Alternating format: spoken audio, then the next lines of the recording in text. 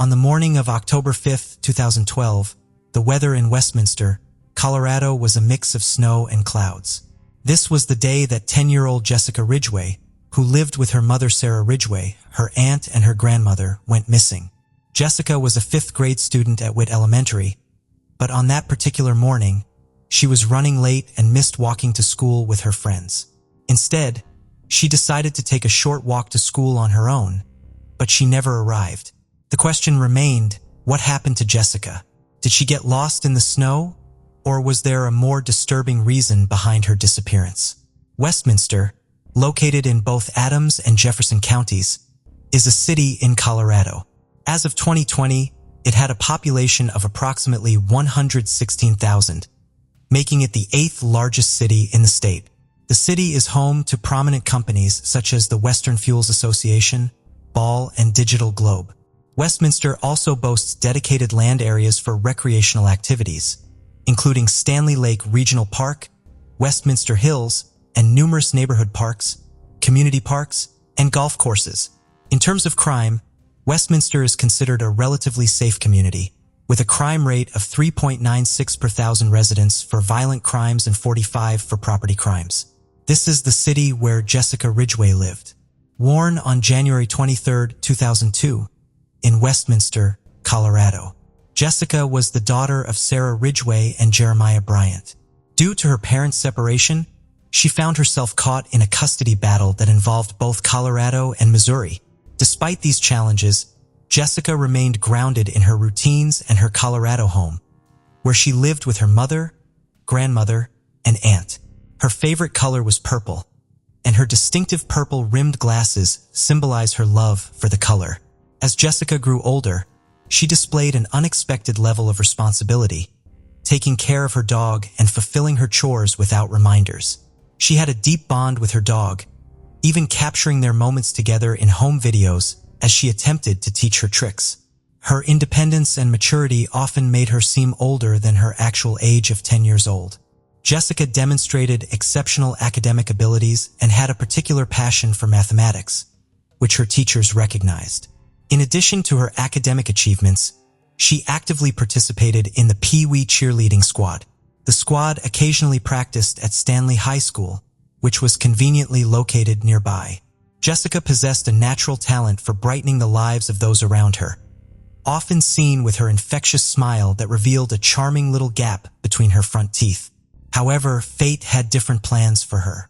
On October 5, 2012, Jessica's day began like any other. She followed her usual morning routine, enjoying a granola bar and some TV time despite the snowy weather. Earlier that morning, she had arranged to walk to school with her friend, so she called her friend's dad. Jessica's mother Sarah had just finished her night shift and returned home at 7:30 a.m. to assist her daughter in getting ready for school. Due to the snowy conditions, Jessica dressed in blue jeans, a black jacket with pink lining, and black boots adorned with small fluffy palms. She also wore her distinctive purple prescription eyeglasses and carried a black and pink backpack featuring a character from the popular show Victorious on Disney Channel.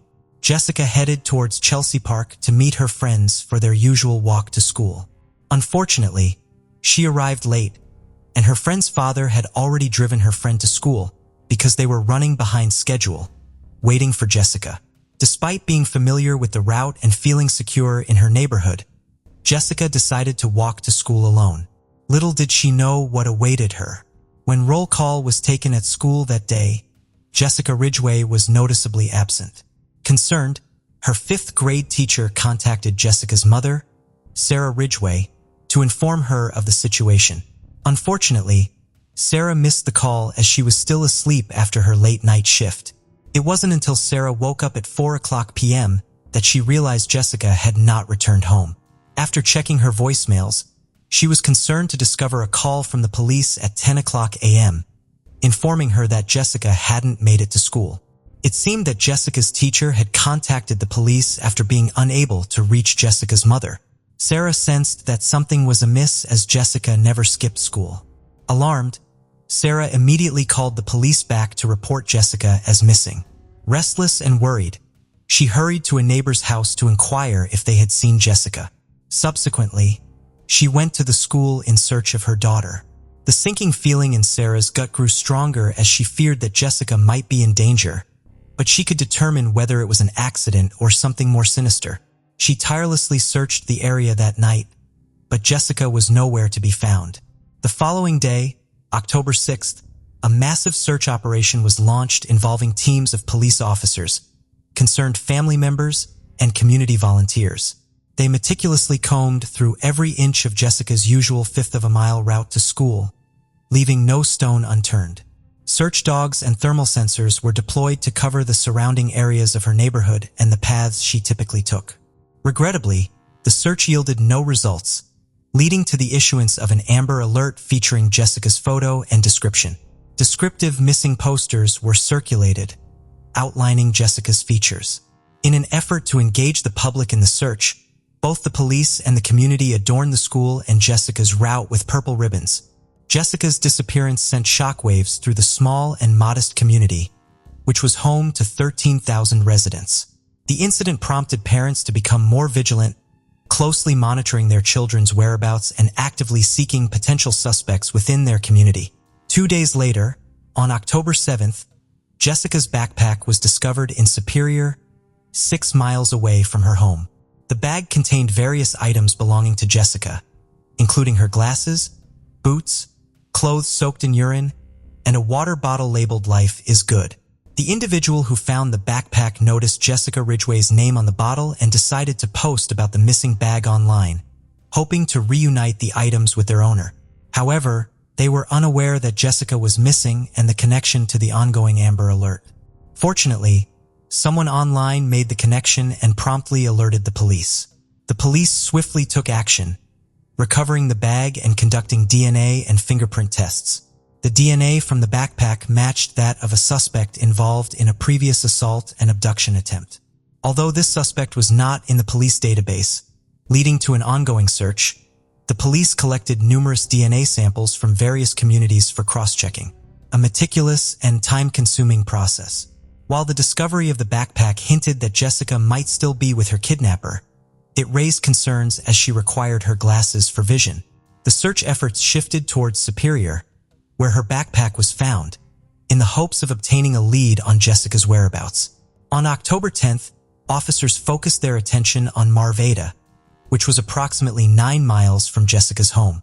It was there that partial human remains were discovered in an abandoned mine shack in Patriot Park. By a member of the search party, the area was thoroughly examined by the police in search of additional evidence. The scene was truly horrifying, as officers came across a child-sized torso without limbs or a head. DNA testing confirmed the identity of the remains as Jessica's, devastating her family. The medical examiner noted disturbing details, such as the body being cleaned, organs removed, and a foreign object found inside. Near the crime scene, detectives also discover a small wooden cross necklace. The search for Jessica Ridgway now transitioned from a rescue mission to a murder investigation. During this time, suspicions lingered around Jessica's mother, Sarah, as she was the last person to have seen Jessica alive. Even Jessica's father, Brian, expressed his concerns when questioned about Sarah's potential involvement. In response to these suspicions, Sarah released a public statement that lasted for 38 minutes. During the statement, she emphasized her complete cooperation with the police investigation and aimed to dispel any doubts regarding her involvement in Jessica's disappearance.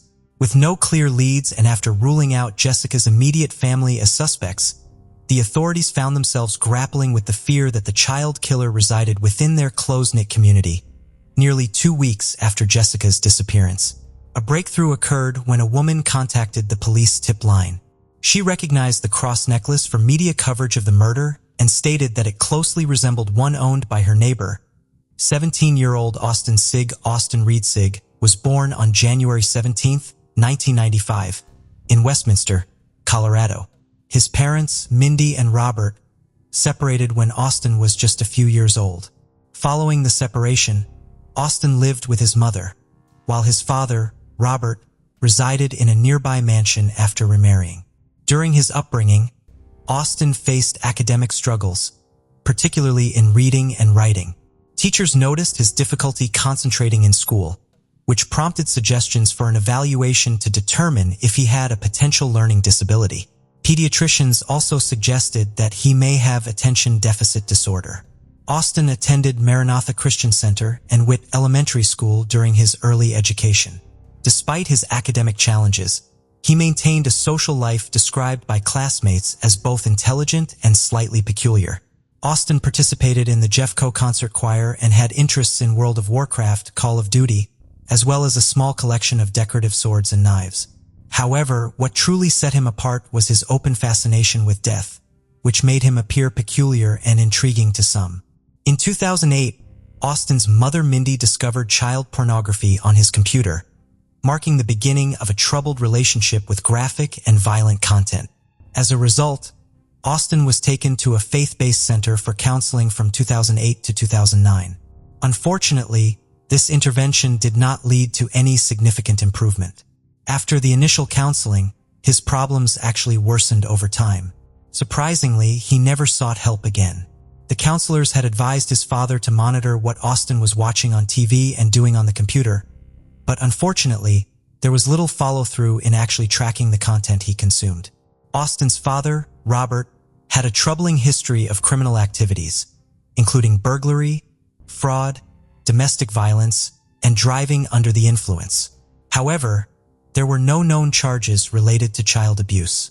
Nevertheless, there were restraining orders against him from his ex-wife due to his problematic relationships. Despite the early conflicts between his parents, the rest of Austin's home life appeared to be calm and nurturing. He shared a room with his younger brother, and his side of the space was adorned with Japanese decorations, katanas, a kimono, and an Abbey Road Beatles poster.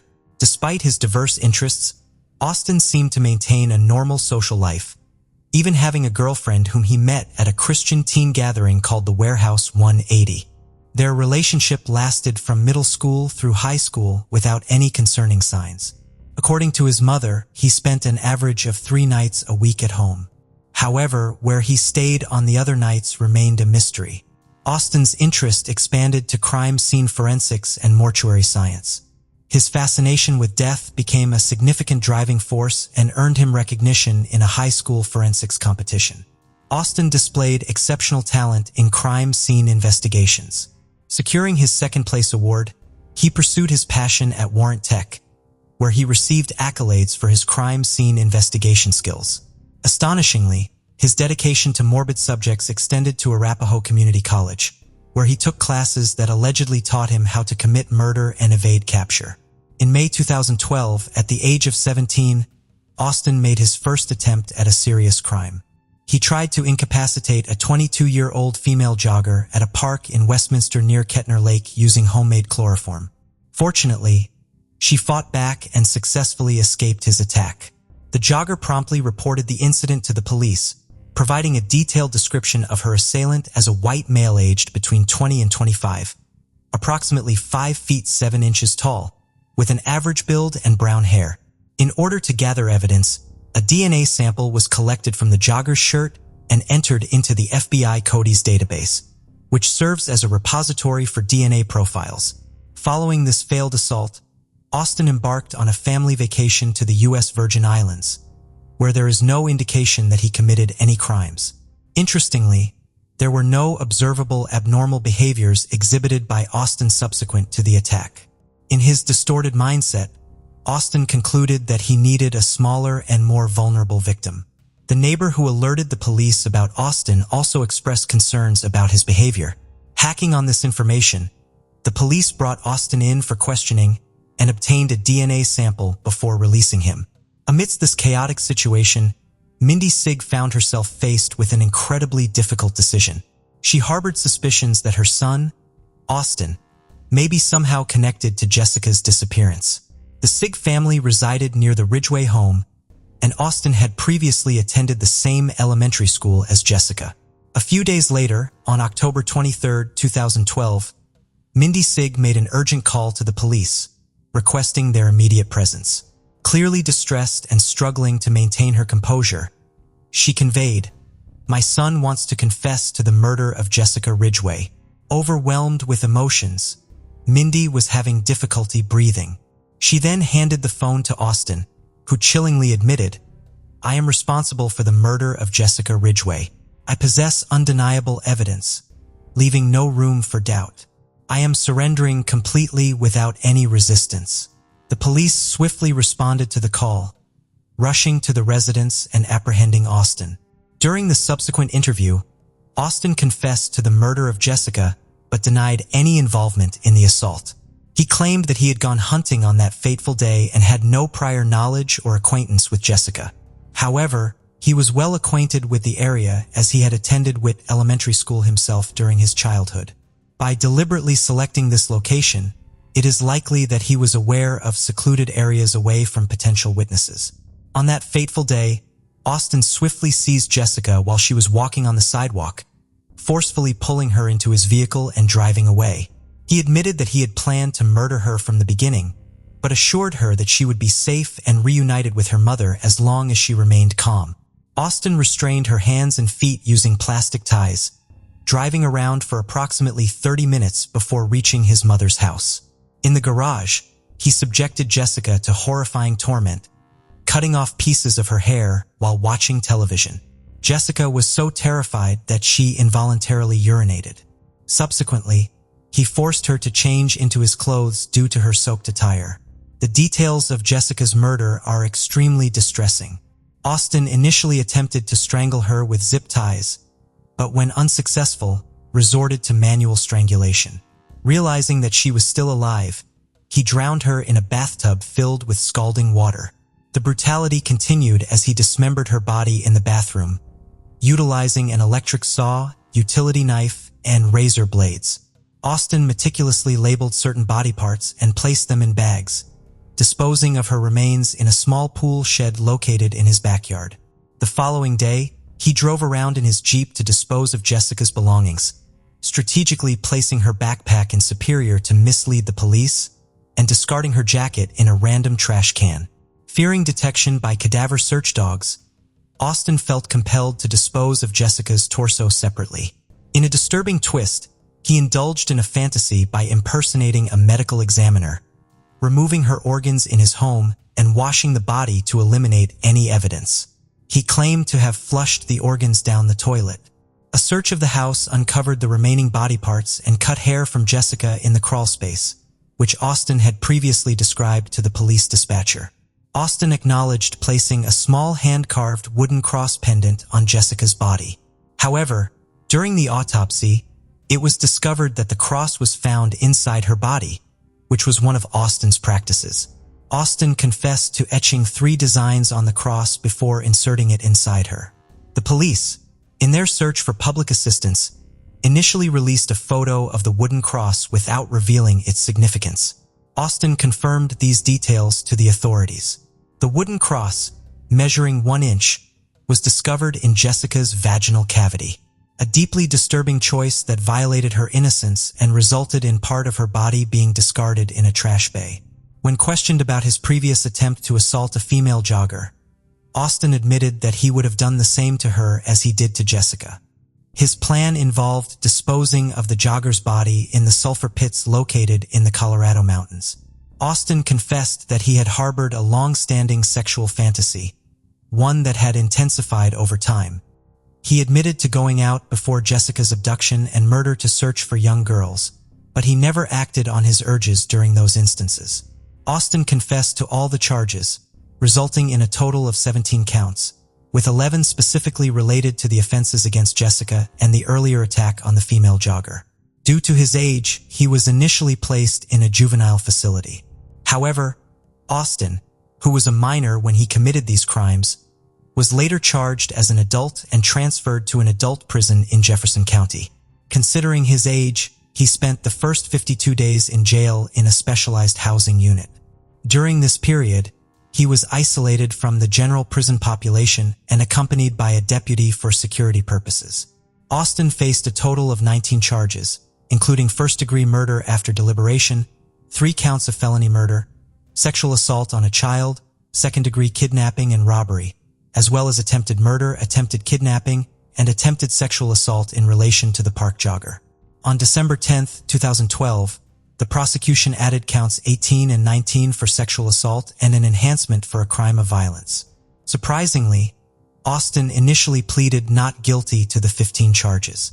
However, later in court, 2 of the original 17 charges were dropped as duplicative. It remains unclear whether this police strategy was intentional or part of a larger legal plan. Nevertheless, in October 2013, just before the trial began, Austin changed his plea to guilty. He made this decision to spare both his family and Jessica's family from the gruesome details of the crime.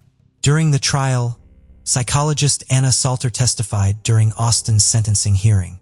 Although she did not formally examine Austin, she assessed him based on observed behaviors and details from the crime and confession tapes.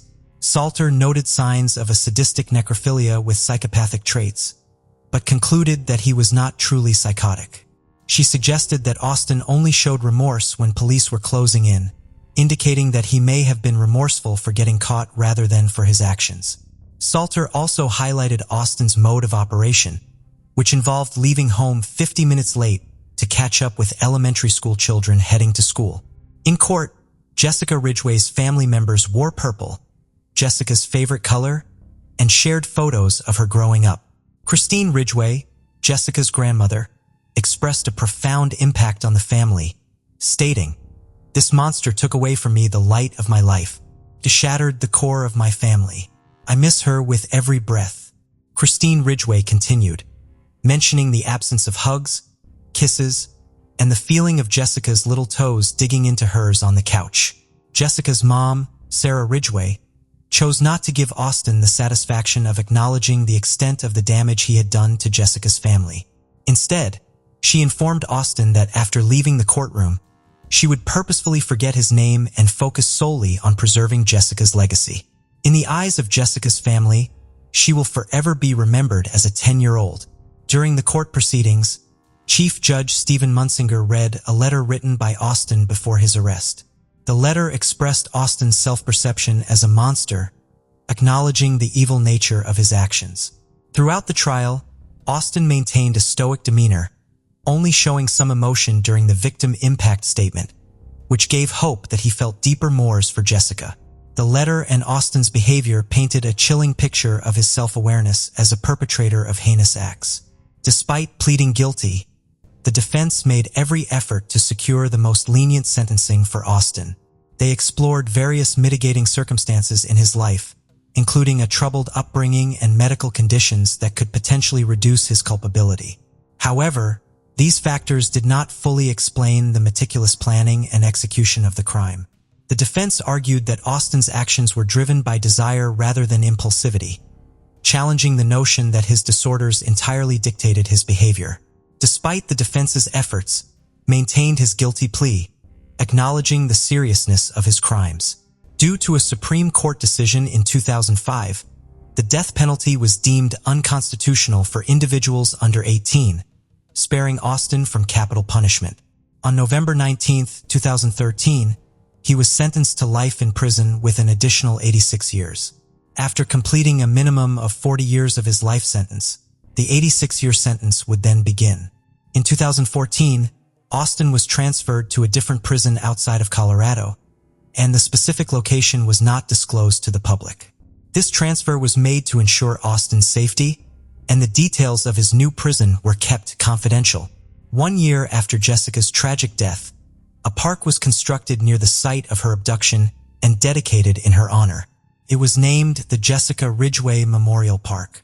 The structures within the park were painted purple, representing Jessica's favorite color, and featured dragonflies to symbolize her free spirit.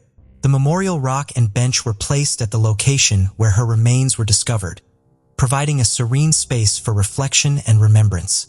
This thoughtful memorial stands as a lasting tribute to Jessica's memory, offering solace to those who visit and honoring the impact she had on the community. Jessica Ridgway's story serves as a powerful reminder of the ongoing need for conversations about child safety. It highlights the importance of educating children about stranger danger, safe routes to school, and seeking help in emergencies. As for whether justice was served for Jessica Ridgway and whether the sentence Austin received is agreeable, it is a matter of personal opinion. May 24, 2001, 27-year-old Army Sergeant Roger Reister and his 4-year-old son Tristan came home to a dreadful nightmare. His 29-year-old wife, Army Captain Lynn Reister, had been ruthlessly murdered in their house in El Paso, Texas. Lynn, who was 6 months pregnant, had her throat cut open in a horrible crime. But right away, the police sensed it wasn't a random break-in. Nothing was stolen. Her purse, car keys, checkbook, everything was left untouched. This meant whoever did this had a reason to target Lynn specifically. Who could have killed a pregnant woman? Did Lynn have any past conflicts that could have motivated such violence? To understand the case, police officers began looking into Lynn Reister's personal life. Born as Lynn and Armstrong on April 4, 1971 in Norristown, Pennsylvania, Lynn grew up with her siblings in the military town of Pensacola, Florida. Eager to follow in her father's footsteps, Lynn joined the military and was even deployed overseas. Despite the challenges of her military career, she was an inspiring person who brought out the best in others. While being stationed in Germany, met fellow U.S. soldier Roger at the Army base bar. They bonded over their shared love of country music. At the time, Lynn was Roger's superior in the Army. They kept their relationship a secret because the Army rules prohibited soldiers of different ranks from having any romantic involvement unless married. Less than a year after meeting, they got married in Denmark in February of 1996. Soon after, they welcomed their son Tristan Noble Reister on June 11, 1996. Roger and Lynn cherished their roles as parents to Tristan, but their military careers often kept them apart. In March of 2000, when Tristan was just 3 years old, Lynn was deployed to Saudi Arabia as the officer in charge of the Army's air defense artillery. The separation was difficult for the couple, especially with a young child. Around 4 months after Lynn returned home from her deployment to Saudi Arabia, Roger approached her with a surprising request. He wanted his younger brother, Rodney Reister, to move in with them. 25-year-old Rodney had a history of nonviolent offenses and was about to complete his probation in Florida. Roger wanted his brother to stay close so he could get better and find a job. During this time, Lynn also found out that she was pregnant a second time. With one young child and another one on the way, Lynn desired a less hectic work life, so she requested a transfer to become a teacher in Minnesota. Tragically, her life was cut short before she could pursue her teaching job. The investigation into Lynn's death took a grim turn when the autopsy results arrived. The details were horrifying. Lynn had fought back fearlessly. Her hands bore witness to a desperate struggle with 6 defensive wounds.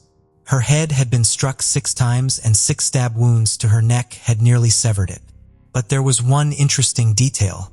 Police found a palm print on Lynn's arm. This potential clue was the only lead that could help police unmask the killer. When it came to suspects, naturally, investigators turned their attention first to Roger. They drilled down into his alibi for the day of the murder. Roger insisted he had left for work at 4:30 a.m. that morning, taking his son with him since Lynn had a doctor's appointment. He explained that he had been trying to contact Lynn all day to check in on her, but received no response. He also mentioned how his truck wouldn't start that morning, so he had called his brother Rodney, who was living with his girlfriend, to help fix the truck. Investigators weren't ready to rule Roger out completely, but there was no question his alibi seemed strong. This made them consider if someone else at the house might be involved, particularly Rodney, who had been at the Reister home the very morning when Lynn was murdered. Investigators learned that at the time of the murder, Rodney was living with his girlfriend as things hadn't gone well when he was living with Lynn and Roger. Tensions had flared between Rodney and Lynn ever since he moved in. She was unhappy with Rodney's behavior and laziness and felt that he put no effort at all in finding a job. Rodney had even used vulgar language toward Lynn. At last, when Roger asked Rodney to leave, he had moved out to live with his girlfriend. Suspicious about the situation, investigators questioned Rodney about his whereabouts and potential motives. Rodney cooperated with the police and answered all their questions. Rodney directed police to another potential suspect, a 19-year-old woman named April Lampier, who was said to have a jealous crush on Lynn's husband, Roger. This unexpected hint about a secret admirer complicated the case further. Was April's fondness for Roger merely a harmless crush? Or could she be the cunning psychopath who had eliminated Lynn to have Roger all to herself? Based on Rodney's insinuation, investigators suspected that April was a lovesick stalker who was obsessed with Roger. But then, the most shocking truth ripped through the case. April wasn't just infatuated with Roger. She was in fact Roger's mistress. When police interviewed April regarding Lynn's murder, April was shocked and denied any involvement. She stated that Roger had been hostile toward Lynn multiple times during their marriage and had even discussed the possibility of harming Lynn. She claimed Roger had talked about tampering with Lynn's car, but was concerned about their son's safety. When questioned again, Roger strongly denied the affair and any involvement in Lynn's murder. But April gave police a key piece of information. She mentioned that Roger had confided in her about finding someone else to kill Lynn. She directed police to a man named Patrick Mueller, or Mo, who was a close acquaintance of Roger. Mo was a tough guy with a military background, and when police sat down to interview him, more ugly details came spilling out. Mo revealed that Roger had offered him $10,000 to kill Lynn, with even more money coming from her life insurance policy. Apparently, Roger had been asking Mo to do this for months. Finally, Mo had agreed, but when the moment came, he got scared that a neighbor had seen him lurking outside the Reister house. He then left without going inside. With multiple suspects, including Roger, the police began looking for physical evidence, hoping to trace the killer with the palm print found on Lynn's arm. Who was this elusive killer? Could April have killed Lynn out of jealousy with a possible accomplice? Had Mo actually entered the house and attacked Lynn due to Roger's persuasion? Or was it Roger who had wanted to eliminate his wife all along? At last, investigators received a match for the palm print, and this evidence was going to flip the whole case around, leaving police questioning everything they believed so far. The palm print found on Lynn's arm belonged neither to April nor Mo, but to a shocking source. The bloody print belonged to Roger's own brother, Rodney Reister. Police immediately brought Rodney in for questioning, where he stuck to a carefully constructed alibi. He claimed to have visited Roger and Lynn's house that morning to help with Roger's truck, but had left right after Roger departed. However, the police had already spoken to Rodney's girlfriend, and her timeline didn't quite match his story. There was a suspicious gap of unaccounted time in Rodney's alibi. After hours of denial, under the pressure of evidence and the inconsistencies in his story, Rodney finally cracked and confessed. But his confession wasn't what anyone expected. Rodney wasn't the mastermind behind the murder. He was just a pawn in his brother's twisted plan. Rodney claimed that Roger was driven by a series of selfish motives. The solution in Roger's twisted mind was to eliminate the problem, Lynn. Rodney's chilling account painted Roger as the architect of the murder. He claimed that Roger had used the pretense of fixing the truck to lure him inside the house, showed him where the murder weapon was hidden, and even provided clean clothes for a quick change after the act. The plan was to silence Lynn quickly and prevent her screams by slitting her throat. Rodney recounted the chilling goodbye that Roger had voiced while leaving the house, a thank you for what Rodney was about to do. Rodney claimed that he was initially hesitant upon entering the room, but Lynn had seen him holding the knife and she reacted immediately. What ensued was a struggle with Lynn, pleading for her life against the accusations Roger had supposedly fabricated. Ultimately, Rodney had overpowered her and committed the heinous act. But another complication arose when Rodney later retracted his confession, alleging it was coerced by police who threatened him with harsher charges. But despite his shifting story, the police continued to pursue leads based on Rodney's claims. Shockingly, they found 6 people who confirmed Roger's rage at Lynn. 2 of these individuals even alleged that Roger had previously approached them to assist in the murder. With these additional pieces of evidence, the case against Roger began to solidify. But the question remained, was Rodney a reluctant accomplice or a cunning manipulator trying to shift the blame to his brother? The investigation was far from over. As police dug deeper into Roger's background, what emerged was a complex, unsettling picture. Roger was not the faithful husband he pretended to be. While Lynn faced deployments, including a difficult stint in Saudi Arabia in 1996, Roger indulged in a party lifestyle back home. He threw wild gatherings at the home where he invited unknown people and even teenagers, all while his son Tristan was present at the house. Lynn felt helpless since she was far away and could only express her frustration through messages on their answering machine. She pleaded with Roger to stop the partying, communicate more, and help out financially. Lynn tried hard to maintain their relationship for Tristan's sake. She and Roger even went on dates and tried to start fresh. Then came the devastating discovery of Roger's affair with April, which had begun in August 2000 while Lynn was still in Saudi Arabia. Even after Lynn's return, the secret affair continued. Roger would spend time at April's place and even invite her to their own home when Lynn was at work. While April played a part in the destruction of their relationship, Roger was far from innocent. He actively betrayed Lynn's trust while she was deployed overseas and created the emotional distance that allowed the affair to take root. Even after being caught, he continued to lie and manipulate her. Lynn, on the other hand, addressed the issues head-on through counseling and tried to rebuild a loving relationship. But in the end, her efforts were tragically in vain. The case against Roger morphed into a suffocating web of suspicion with each new piece of evidence. Police spoke to some of Roger's old friends that he had partied with while Lynn was away. One such friend, Sarah Woods, testified at Roger's trial. Back in May 2001, at a nightclub, Roger had confided a shocking plan to Sarah. He wanted to hire someone to kill Lynn. Another friend, Brian Broxterman, shared a similar story. The day before Lynn was killed, Roger had asked him if he knew anyone who would kill someone for money. Brian had been planning to report it, but before he could, the police arrived with the tragic news of Lynn's murder. Despite the mounting evidence, Roger denied everything. He claimed that he loved Lynn and their son and that he had been working on their relationship and planning a happy future with their second child to complete the family. But the evidence was no match for his protests. On May 29, 2001, both Roger and his brother Rodney were arrested by police. Rodney faced a possible death penalty with a high bond, while Roger's bond was lower. Even with the arrests, some people were in disbelief. A friend of Lynn's named Bridget said Lynn had never mentioned any problems with Roger, and the police confirmed there were no past reports of domestic violence. It seemed like there wasn't much evidence against Roger other than the disturbing things he'd said to his friends. The investigation revealed a dark side to Roger's story. At just 27 years old, he was charged not only with Lynn's murder but also for soliciting to murder. Roger's younger brother Rodney went on trial first.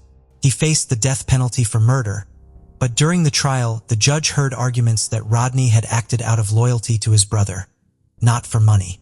In the end, Rodney wasn't sentenced to death, but he was found guilty of murder and given a life sentence in prison. Roger's trial came next. At first, he faced murder charges too, but because his brother Rodney wouldn't testify against him, those charges were dropped. Instead, Roger faced charges of trying to hire someone to kill Lynn. Roger's friends, Patrick Mo Mueller and Brian Broxterman, testified that Roger had talked to them about killing Lynn. But Roger kept insisting he was innocent and instead blamed Rodney for Lynn's murder. On September 14, 2001, the jury found Roger guilty. He was sentenced to 4 concurrent life terms with parole eligibility only in 2031, when Roger would be 58 years old. But to this day, Roger continues to maintain his innocence even while behind bars. At Lynn Reister's memorial service held on the military base, many soldiers paid their respects. Lynn was laid to rest in her army uniform with an ascot scarf carefully placed to hide the neck wounds for the open casket. A tiny baby blanket was tucked in beside her, a heartbreaking symbol of the child she would never hold.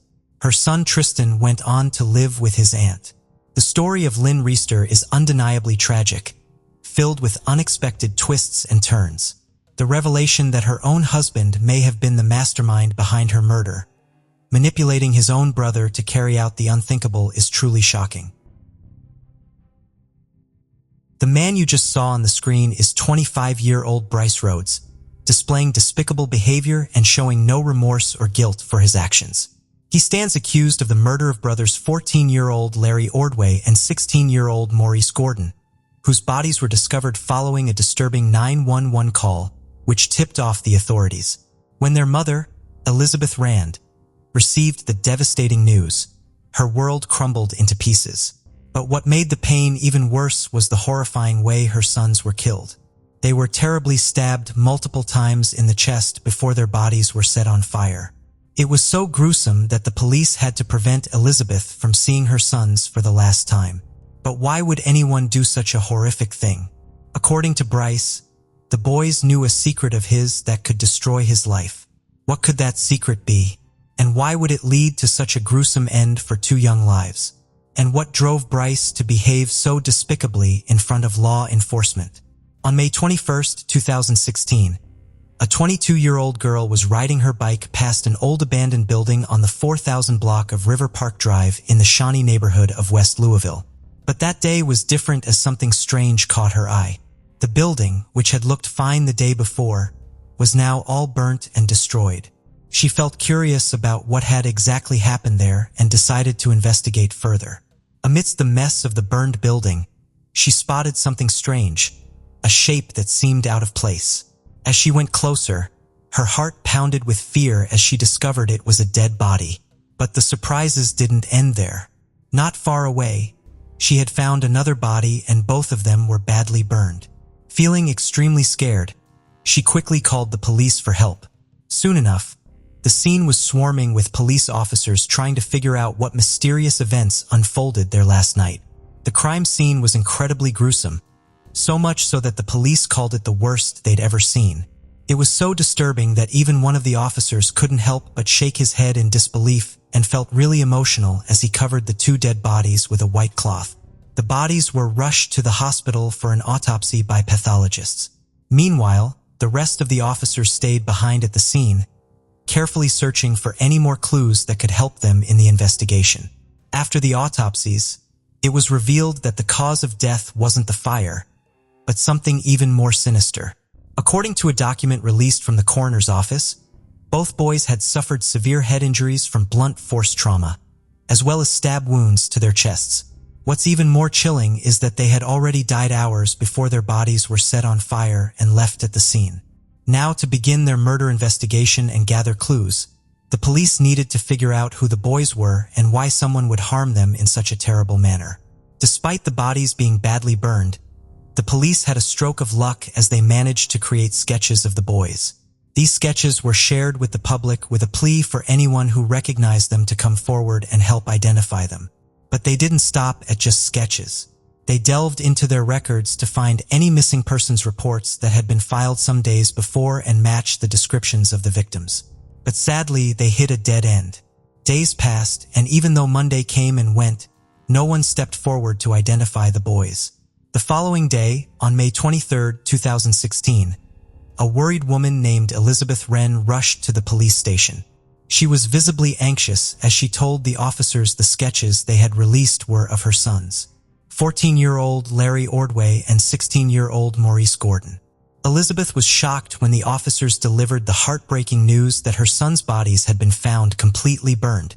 The police told her that they were suspecting foul play and believed it wasn't just an accident, but rather a carefully planned murder. Elizabeth desperately wanted to see her sons one last time, but the officers had to gently refuse her request. The bodies were in such a horrible state that it wouldn't have been appropriate for a mother to witness. Despite feeling utterly helpless, Elizabeth gathered her strength and shared a crucial piece of information with the police.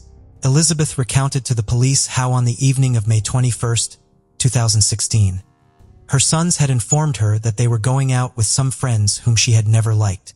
Despite her attempts to prevent her sons from hanging out with these friends in the past, they still went ahead. That night, they headed to a party with three individuals: 17-year-old Jackery Taylor, 15-year-old Anwan Carter, and 25-year-old Bryce Rhodes. Elizabeth expressed her concern about Bryce, who had a troubling criminal history involving various serious offenses, like domestic violence, physical offenses, kidnapping, and even abusing individuals. The boys assured Elizabeth they'd return soon, and even though days had passed without any sign of them, she didn't worry much. They had a habit of partying and sometimes not coming home for days, so she thought it was just another one of those times. However, Little did she know, this time would bring devastating news that would change her life forever. The police wasted no time in tracking down the entire group. They quickly found Antoine Carter and brought him in for questioning. Meanwhile, they continued their search for Bryce, and by the next day, Tuesday, May 24, 2016, they had located him as well. Another member of the group, Jackery Taylor, was also apprehended on the same day, all within a short span of time. Bryce and Jackery spent hours in police custody as each were speaking separately with detectives about Larry and Maurice. The detectives tried to make Jackery nervous by showing him crime scene photos of the two brothers, hoping to coax information about the murders. However, all Jackery said was that he was friends with the brothers but had nothing to do with their deaths. On the other hand, Bryce insisted to police that he had no idea where the brothers were and eventually requested a lawyer. When Jackery and Bryce didn't provide any useful information, the police decided to change their approach. During separate interviews with Anwin, they noticed a difference in his demeanor. That's when Anwin finally opened up about what exactly happened on the evening of May 21st. He explained that Bryce had called him and Jackery to his apartment that evening. There, Bryce confided in them and expressed his suspicion that Larry and Maurice might tell the police about something they had seen on May 4, 2016, which was Bryce's biggest secret. Bryce managed to persuade Jackery and Anwin to assist him with a plan that involved something terrible, killing the brothers. On the night of May 21st, Jackery went to their house and convinced the brothers to come out by telling them that Bryce was going to take them to a party. Larry and Maurice were a bit unsure at first, but eventually they agreed to go along. As they had left the house, they assured their mother Elizabeth that they would be back later that night. The group had driven to Bryce's house, which he shared with his mother, who happened to be out of town that weekend. As the boys settled in, they began hanging out and having a good time, just like any other party. But Larry and Maurice had no idea that there was something sinister brewing behind the scenes. Suddenly, out of nowhere, an argument broke out among the group and ruined the fun atmosphere of the party. Antoine told the police that Jackery accused the brothers that they had stolen money from Bryce. When Jackery confronted Maurice about the theft, he became furious. At that moment, Maurice felt threatened and could sense the danger, so he grabbed a knife to save him and his brother, which escalated the whole situation. Anwin stated that when Maurice pulled out the knife, Bryce quickly stepped in and took it away. Then they both managed to overpower the brothers and tied them up with belts. They separated Larry from Maurice so that both brothers wouldn't be able to fight back, and left him in the bathroom, while Bryce brought Maurice to his knees in the living room. Maurice pleaded for their lives, but Bryce demanded that he beg for forgiveness. It was a tense moment as Jackery and Anwin watched Maurice tearfully beg for forgiveness, hoping to save himself and his brother from whatever was about to happen next. Bryce's cruelty knew no bounds. After laying a blanket on the floor under Maurice, he had covered his head with stockings and shoved a rag into his mouth. Then, in a shocking act of violence, Bryce began mercilessly beating Maurice and stabbing him over and over again in the chest. The other teens watching were terrified and shaken by the gruesome and horrific scene unfolding before them.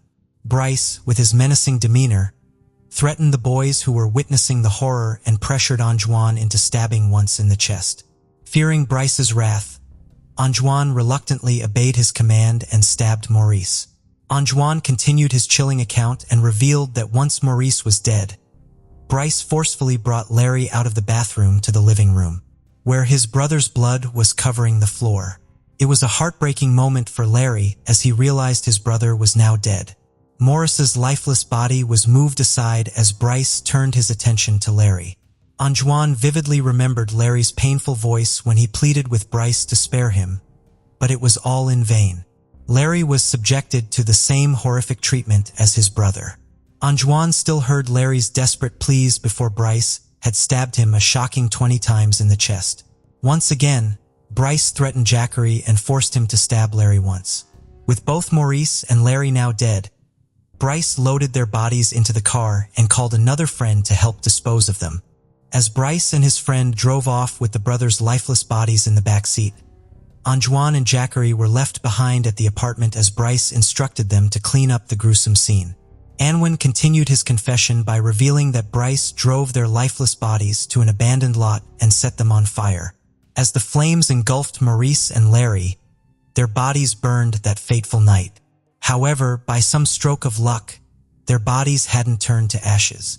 After Anwin's interrogation, the police finally uncovered the horrifying truth about how Larry and Maurice met their tragic end. However, there were still lingering questions in their minds. What was the brothers' connection to Bryce? And what was the secret that led to such a dreadful fate for the sibling? Larry and Maurice were just regular teenagers who enjoyed life, and even though they were stepbrothers, they shared a strong bond. But things took a turn when they met Bryce in 2015, and his cool personality caught their attention right away. Bryce was a rapper, and he had a bunch of music videos online that made him seem super successful and rich. Larry and Maurice were impressed by his lifestyle and charisma, and soon found themselves drawn into his world. When they all became close, Bryce introduced them to one of his friends, 17-year-old Jackery Taylor. As the three boys hung out with Bryce more and more, they met a fourth teenager, 14-year-old Anwan Carter, who also joined their group in 2015. They all used to spend a lot of time with Bryce as he would drive them around, buy them clothes and food, and even give them money to spend as they pleased. In an interview with the police, Jackery revealed that Bryce used to promise them that they would become famous if they followed in his footsteps. As time went on, the boys seemed to embrace Bryce's gangster lifestyle more and more. They even appeared in some of his music videos, giving off the impression that they were adopting his mentality. Elizabeth noted a change in their behavior during this period. Their social media accounts started to fill up with pictures of them posing with fake weapons, showing off stacks of cash and smoking cigars, along with images of women. They also began attending parties regularly and would sometimes stay out for days. On May 4, 2016, they were returning from one such party late at night. Around 12:30 a.m. Maurice was driving Bryce's car with Jackery in the passenger seat and Bryce and Larry in the back, while Anjuan was following behind them in a truck. Suddenly, Bryce made Maurice slam on the brakes of his car when he spotted a man walking on the sidewalk of the 800 block of South 41st Street in Louisville, Kentucky. As he strained to remember where he knew him from, it soon clicked that he was Christopher Jones, the 40-year-old man that local gangs were after. But Bryce made a serious mistake. He wrongly identified Christopher, thinking he was someone else trying to collect the reward placed on his head. It was such a mistake that had changed everything in an instant. In a moment of panic, Bryce quickly pulled out his gun and shot Christopher in the chest from the car window. As Christopher fell down, all the teens were stunned by witnessing a murderer in front of their eyes. Without even stopping to think, they drove away from there as fast as they could, feeling scared and full of adrenaline. After the shooting, Christopher was rushed to emergency surgery, but sadly, he didn't make it and died during the operation. Bryce had driven the boys home and warned them not to breathe a word about what happened that night. But over the next 2 weeks, Larry and Maurice couldn't shake off the horror of what they'd seen. They started avoiding Bryce more and more as they felt uneasy about being around him. Meanwhile, Bryce was feeling anxious too. He worried that the brothers might spill the beans about the shooting to everyone and he would be in serious trouble. So he made a decision to end their lives on the evening of May 21st, 2016. In a short period, Bryce made a grave decision to take the lives of 3 people, all to protect himself. But now the consequences of his actions are closing in on him. Following the interrogations, both Jackery and Anwin admitted guilt to 3 counts of aiding and murder and tampering with evidence. Because they were under 18 years old, they were sentenced to serve 10 years in juvenile detention centers, with the remainder to be served in adult prisons once they turned 18. As part of their agreements, they were also required to testify against Bryce during his trial. Ever since Bryce was arrested, he made a mess of the court hearings. The victims' families thought he did it on purpose. They believed he was trying to cause chaos because he knew the prosecution wanted the death penalty. He thought if he made enough trouble and delayed the process, they might not give him the death penalty. At first, Bryce did something shocking. He spit on his court-appointed attorney because he found out the attorney was friends with the victim's grandfather. This caused a big problem and the attorney had to leave the case due to a conflict of interest. Later, there was even a fight between Bryce and the attorney, and you can see it all in the court footage. Bryce even made a threatening statement, "I'll see you when I get out." Because of this threat, in future courtroom appearances, Bryce was restrained to his chair and made to wear a spit mask. But even with these measures, his behavior didn't improve. In one hearing, he even threatened the judge and her family. Bryce's antics in the courtroom didn't stop there. Many times, he refused to let his attorney speak for him and claimed that he didn't trust them. He even went through 3 different state-appointed attorneys because of this. It was like he was determined to do things his own way, no matter what anyone else had said. After this courtroom appearance in 2017, Bryce also tried to escape from prison by digging a hole in his cell. However, officers found the hole and also uncovered a threatening note he sent to Jackery. The note read, "Rats get exposed. Show me that you're not a rat." This showed Bryce's determination to manipulate even from behind bars. In another shocking incident captured on court video, Bryce displayed shameless behavior as he was seen in the video blowing kisses at the mother of the victims. It was a disturbing display of his lack of remorse or guilt for his action. The trial kept getting postponed over and over again, and Elizabeth was becoming increasingly frustrated. Not only with the delays, but also with Bryce's attitude in the courtroom. During one hearing, her emotions overwhelmed her, and she had to be removed from the courtroom. Later, when talking to journalists, she revealed that despite trying to find forgiveness through her faith, she couldn't shake the pain of losing her 2 boys to this monster. She described Bryce as sick and a demon, which highlighted the depth of her anguish and anger towards him. After 6 long years of Bryce's senseless behavior and intense courtroom drama, justice was finally served in 2022. Bryce Rhodes was convicted of stabbing and burning the bodies of teenage brothers, 14-year-old Larry Ordway and 16-year-old Maurice Gordon. This gruesome act came after they reportedly witnessed him shoot and kill 40-year-old Christopher Jones in 2016.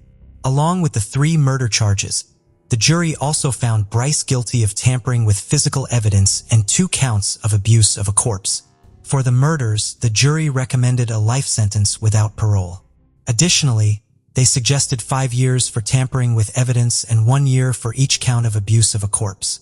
While he wasn't eligible for the death penalty, Bryce's sentences will run concurrently, which means he'll spend the rest of his days behind bars unless his defense wins an appeal. After the verdict, the teen brother's grandmother, Deborah Wren, was emotional while sharing her memories. During the trial, the jury had to think about Bryce Rhodes' mental state when deciding what punishment he should face. The defense brought in psychologists who said Rhodes had an intellectual disability. They also mentioned he had ADHD and bipolar disorder, but they believed he hadn't received the support or education he needed to deal with these challenges. Despite these arguments, the jury decided to support the prosecution and the victim. On the afternoon of June 25, 2015, a woman walking her dog along the shoreline of Deer Island near Boston, Massachusetts stumbled upon a plastic bag. She dismissed it as discarded trash, but her dog's persistent interest led her to a horrific discovery: the lifeless body of a child. Shocked and frightened, she immediately reported it to the authorities. Despite the authorities' best efforts, the baby doe's identity remained elusive, due to the severe stage of decomposition. However, it took 3 months to identify the child. Now, who in their right minds would end up doing such a crime? The investigation into the child's death began immediately after her body was found on Deer Island. Despite the severe decomposition, authorities worked tirelessly to identify the child. She was discovered wearing only a pair of white leggings with a black polka dot pattern, along with a zebra print blanket inside the bag. Initial uncertainty led to unsuccessful attempts when cadaver dogs were used to locate any additional bodies or remains. Decomposition of the body had already begun, making visual identification impossible, and long exposure to water prevented fingerprint collection. Investigators couldn't determine the child's race or ethnicity. It was unclear how her remains ended up at the location. There were doubts whether the body had been placed on the beach or drifted in the water from another location, potentially as far away as Canada. Authorities believe that the victim had been placed at the scene, rather than washing ashore from another location, as the body was not sufficiently decomposed. Following the discovery of the child's body, an autopsy was conducted on July 3, 2015, but it did not conclude what had caused her death. While authorities suspected foul play, no signs of obvious injury were found on the remains. Subsequent tests were conducted to detect any toxins, drugs, or alcohol as a possible explanation for the death. The child was eventually determined to be of Hispanic ancestry. Her hair was described as brown, wavy, and 14 inches in length, suggesting it had been left untrimmed for a while. She was estimated to be between 3'1" and 3'6" tall and weighed around 30 pounds. No distinct birthmarks or scars were found on her body. Her clothing, estimated to be of size 4T, was identified as manufactured by the Serco Company, possibly sold at Target, while the blanket was suspected to be from Cannon Mills, potentially sold at Kmart, along with the discovery of an elastic hairband. Despite her unidentified status, she appeared to have been well cared for during her life, with no signs of malnutrition noted. To aid in her identification, the National Center for Missing and Exploited Children digitally reconstructed the child's face after previous attempts to identify the body failed. The reconstruction was created using Adobe Photoshop, incorporating mortuary and stock photographs to estimate her appearance when alive. Flyers containing images of the child and her belongings were distributed in hopes of obtaining more information. The child's details were entered into the National Missing and Unidentified Person System, NAMAS, on July 4, 2015, and details of her discovery and physical estimations were included. Over 200 missing persons were ruled out from the case, but no matches were achieved. Despite extensive efforts, no one came forward to claim responsibility for the crime or to identify the victim. Now, forensic testing played a crucial role in the investigation of Deer Island Baby Doe's case. DNA samples were obtained from the body's hair and tooth, but they did not match any profile stored in databases of known missing persons. Additional samples were sent to the University of North Texas for more specific profiling. Although this process was time-consuming, it was determined that she may have also spent time in any of the 6 New England states and possibly others. The hair and enamel test indicated that she could have traveled across the country. Television host John Walsh provided insights into the case during an interview, urging viewers with information to come forward. Despite numerous tips received by authorities, many leads did not yield significant results. A 24-hour hotline and text hotline were established for individuals to provide information anonymously, resulting in submissions from across the United States and beyond. After 3 long months of tireless search, on September 18, 2015, the child was identified as Bella Nevia Amoroso Bond. She was born to Joe Amoroso and Rochelle Bond on August 6, 2012. Bella was identified after a neighbor of Rochelle Bond reported a link between her and the baby doe.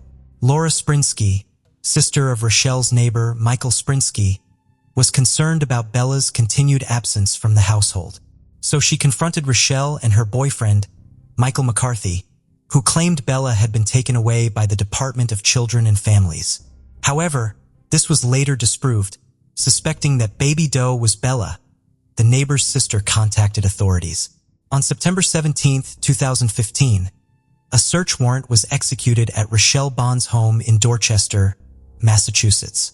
Bella's biological father, Joe Amoroso, had never met her but had spoken to her on the phone. Amoroso expressed disbelief that Rochelle could have been involved and speculated that she may have been sedated with heroin by her boyfriend. However, Bella's paternal grandmother believed Rochelle was heavily involved in Bella's death and questioned the truthfulness of Rochelle. So to know more about what had happened, detectives had to go deep into Rochelle and Michael's past, even as far back as November 2011, when Bella was conceived.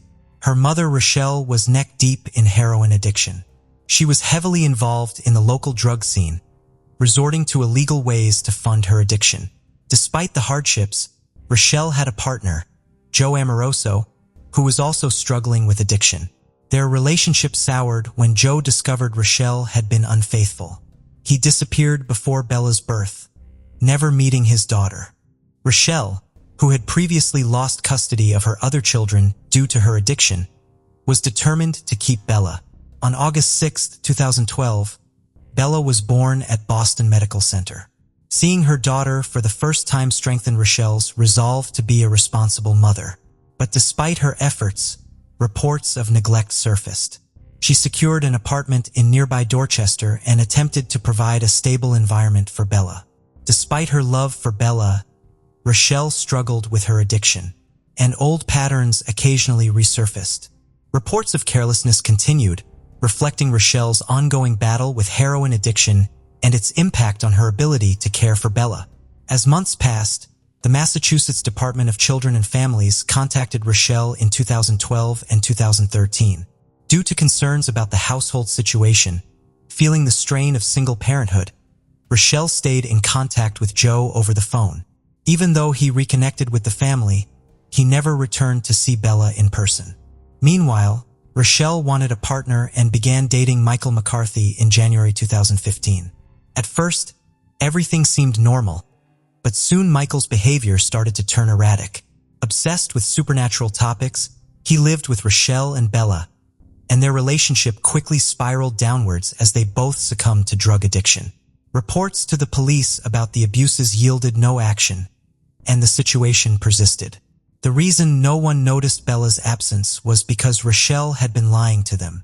She falsely claimed that Bella had been taken away by the Department of Children and Families after a visit to their home, citing the situation as too challenging. Given the circumstances, people believed Rochelle's story without having any doubts.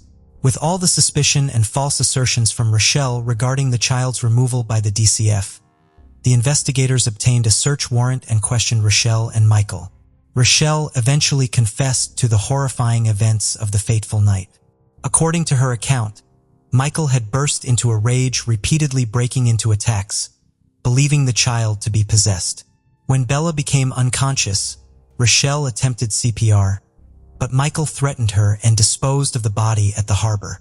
This confirmed the suspicion of investigators who had long suspected foul play in Bella's case. However, Rochelle's involvement raised questions about her capability. Some discrepancies, such as listing Bella as alive on a benefits form, led to speculation about her motives and level of involvement. So, Michelle and Michael were arrested on September 18, 2015.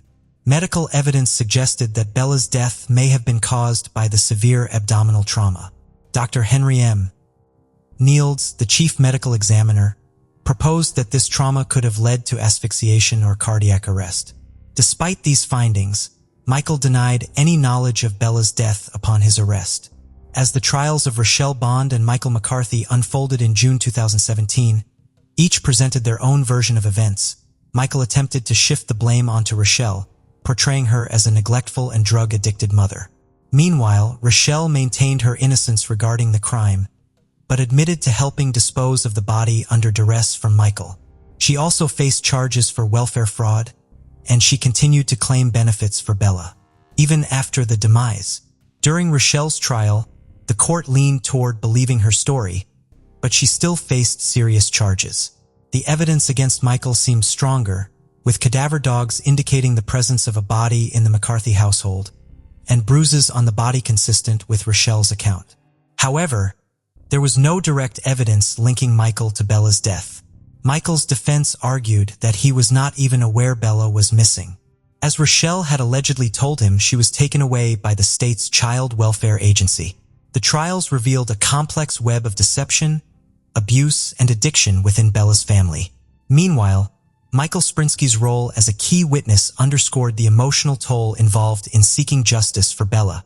The aftermath of Bella Bond's tragic end saw Michael McCarthy convicted for second-degree murder and sentenced to life in prison on June 28, 2017, with the possibility of parole in 20 years. Rochelle eventually pleaded guilty and received a much lighter sentence of probation. However, questions arose about the Department of Children and Families' handling of Bella's case, with investigations revealing serious errors and misconduct. Bella's biological father, Joe Amoroso, delivered a victim impact statement before McCarthy's sentencing, expressing profound grief over the loss of his daughter, despite never having met Bella. Joe emphasized the significance of her life and lamented being deprived of the opportunity to be a father to her. Apart from these, An investigation by the Office of the Child Advocate revealed serious errors within the child welfare system. The agency issued only a formal written warning to the worker responsible for the misconduct. Balabin's case sparked a significant level of national interest with engagement on Twitter and Facebook. Various individuals offered to cover the expenses for the funeral and burial, while a funeral home pledged resources for a proper burial with a headstone. Joe Amoroso revealed plans to bury Bella in Winthrop, Massachusetts, surrounded by family, opting for public funeral and wake services. However, Bella was finally laid to rest on November 28, 2015, at Winthrop Cemetery in a private ceremony. As both her parents eventually agreed not to make the ceremony public, she was buried under a headstone bearing her name and the date of her discovery. Images of Bella were later released on her mother's Facebook page. 47-year-old Lindsay Bebeck was a loving mother of two. She lived in Huncote, a village on the outskirts of Accrington, Lancashire in the United Kingdom. During a night out when she was in her early 20s, she met the man she would later marry, Tim Bebeck. He said that she was stunning and immediately caught his eye. After 3 years of dating, the pair were married. And less than 2 years later, they welcomed their first child, a son, Stephen, and their daughter Sarah followed 2 years later. Lindsay worked at a local primary school as a teaching assistant, using her passion for helping people by working with children with additional learning needs. She loved children and would do anything for her students, using her artistic talents to create sets and props for the school plays. Lindsay was also very athletic, so long country walks were a huge part of her life. After being married for 20 years, Lindsay and Tim began to drift apart, and after realizing they had different goals and dreams, the pair decided to separate and divorce. But the divorce was very amicable and the pair remained on good terms. If one needed the other, they would be there to help. Lindsay moved into a house on Burnley Road in Accrington and started a new relationship. Tim would also start seeing someone else too. August 12, 2019. Lindsay and her daughter Sarah went out for a day of shopping at the mall in Blackburn. Sarah had just finished her GCSEs and wanted to buy some new things for her college course. They did some shopping before going to an Asda supermarket, and after a while the pair said their goodbyes and Lindsay dropped her daughter off at around 3 p.m. In the evening, she was due to have food with Sarah and Sarah's boyfriend at 6 p.m. Lindsay said she would see them then and told Sarah she loved her. As the couple traveled over to Lindsay's, they were confused to find that she wasn't there and the door was locked. Sarah hadn't taken her key as she assumed her mother would be there to let her in. They knocked, but there was no response. They sat and waited, and as time ticked by with still no sign of her, they became increasingly concerned. Sarah tried to get in touch with her mother with calls and text messages, but her phone appeared to be off. The messages didn't deliver and there was no reply.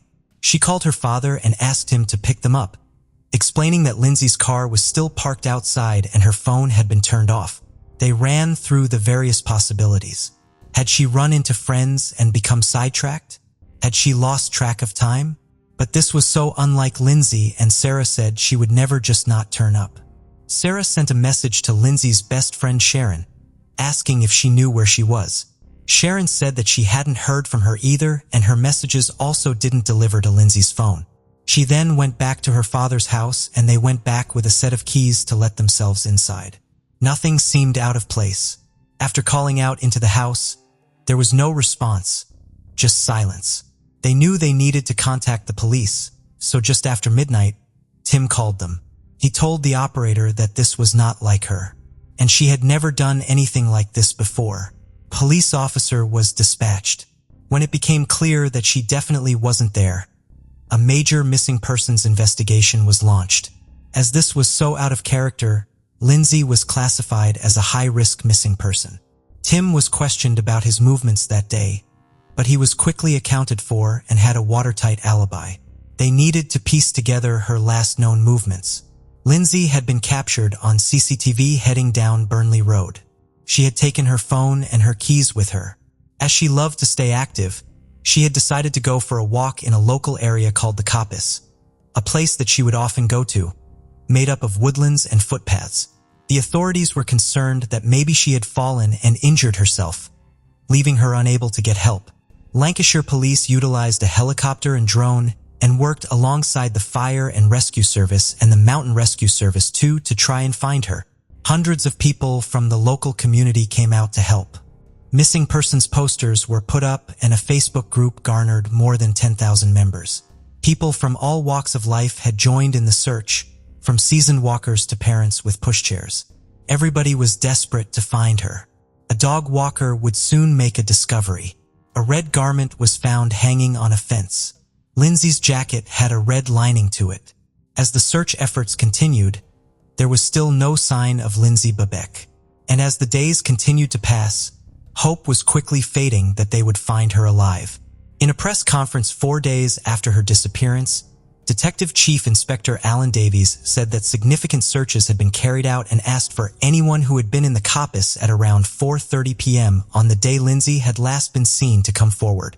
That evening, hundreds responded to a call on social media to take part in a search for Lindsay, with her friends saying the support from the community had moved them to tears. One of the co-organizers said, "The community spirit is just amazing and we will not stop until she is found." The searches were split into teams of 20, with a map of the area put up at the base. Each group would mark off what had been searched, and they would look through every inch of their assigned areas. Detective Inspector Tim McDermott said the police were overwhelmed by the support and dedication shown by members of the public. It had now been a week since Lindsay had gone missing. Teams were deployed to search the rivers and more people continued to come out and join the hunt. August 24th, 2019 police received a call. A man had been walking his dog in Accrington Cemetery when it went into a wooded area.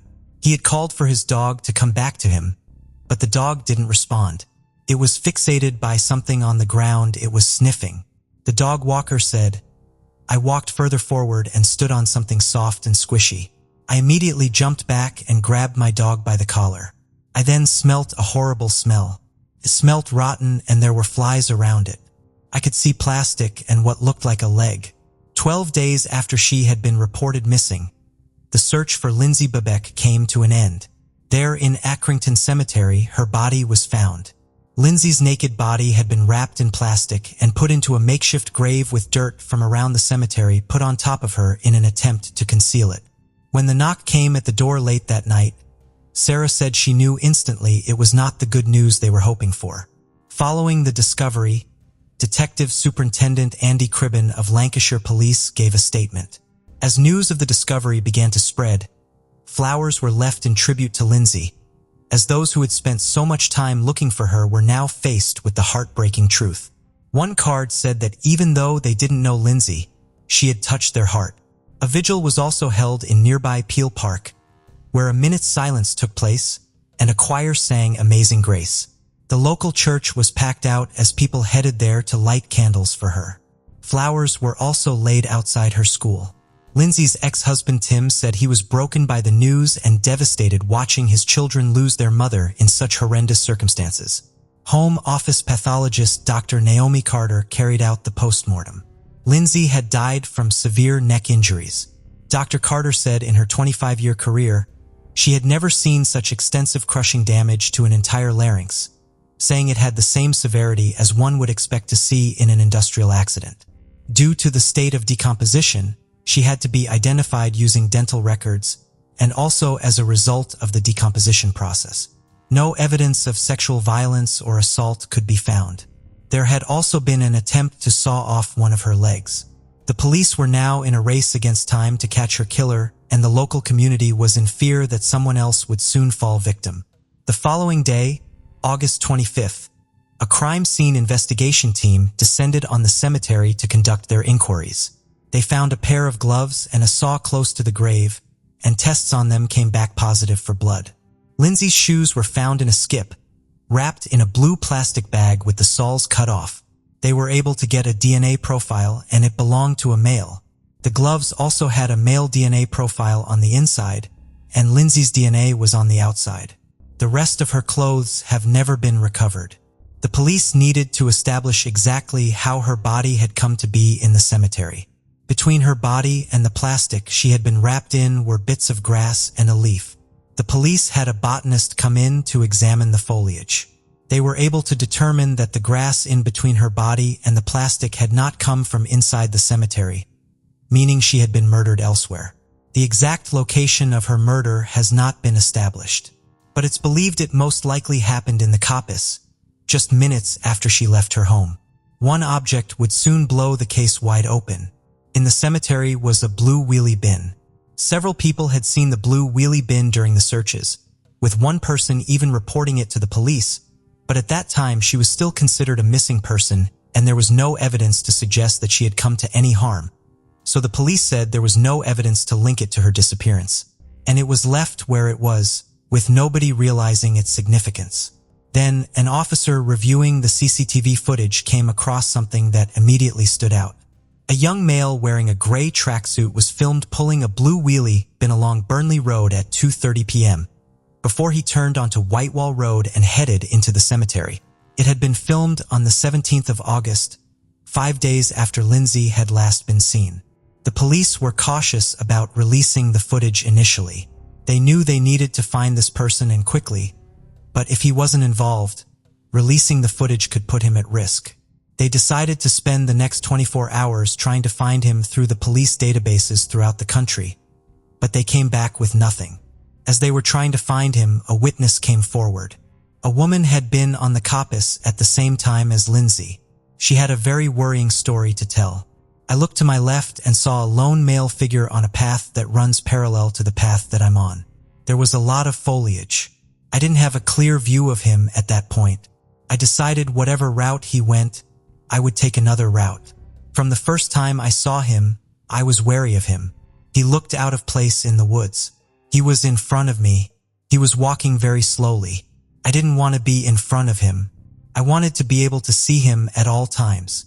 I slowed down so I could be behind him. As she grew even more concerned, she picked up her pace and began to look around for something heavy that she could use to defend herself if needed. She told the police in her statement, "While I can't say what his original pace was at that point, what I can say for sure is that as I turned my head to glance at him, he pulled up short, almost startled when I turned to look. I didn't look back again, I just daren't. I never saw him again." She was filmed coming out of the coppice. The path that she had taken would be the same one Lindsay would take. She couldn't do a formal identification, but her description matched the person from the CCTV footage. On the 27th of August, the police decided to release the CCTV footage and issued an appeal for anyone who recognized him to come forward. The footage quickly made the national news. Then, Lindsay and Tim's son, Stephen, received a phone call from one of his friends. His friend said he recognized the male and they went to the same gym. Soon, the police would get the break they had been hoping for. After seeing the appeal for information, a mother and father brought their son to Greenbank Police Station the same day the footage was released to the public. Their son was just 16 years old. Rocky Marciano Price was subsequently taken into custody. He was the same person that Stephen's friend had mentioned. A ban on reporting his name and any details about him was initially put in place to protect his identity, but this would later be lifted. When his home was searched, the same plastic that had been used to wrap Lindsay's body was found and tracksuits from the CCTV footage were found too. His DNA was a match to the items in the cemetery containing the male DNA profile. But who exactly was this 16-year-old suspected murderer? Rocky Marciano Price lived on Windhill Road with his parents and 5 siblings. He had an IQ of 65 and learning difficulties, including autism and ADHD. He was a student at a school for those who were unable to remain in the mainstream school system, where his teachers described him as very quiet, pretty much nonverbal most of the time. He avoided conversation unless it was something he wanted to talk about, like the chickens on his family farm that he helped to care for. He often went to the gym and spent his free time watching films and playing video games. He was assessed in 2015 and a psychologist concluded that he had a limited understanding of his own emotions and his own emotional well-being, and appeared to have little insight into the connection between events and emotions.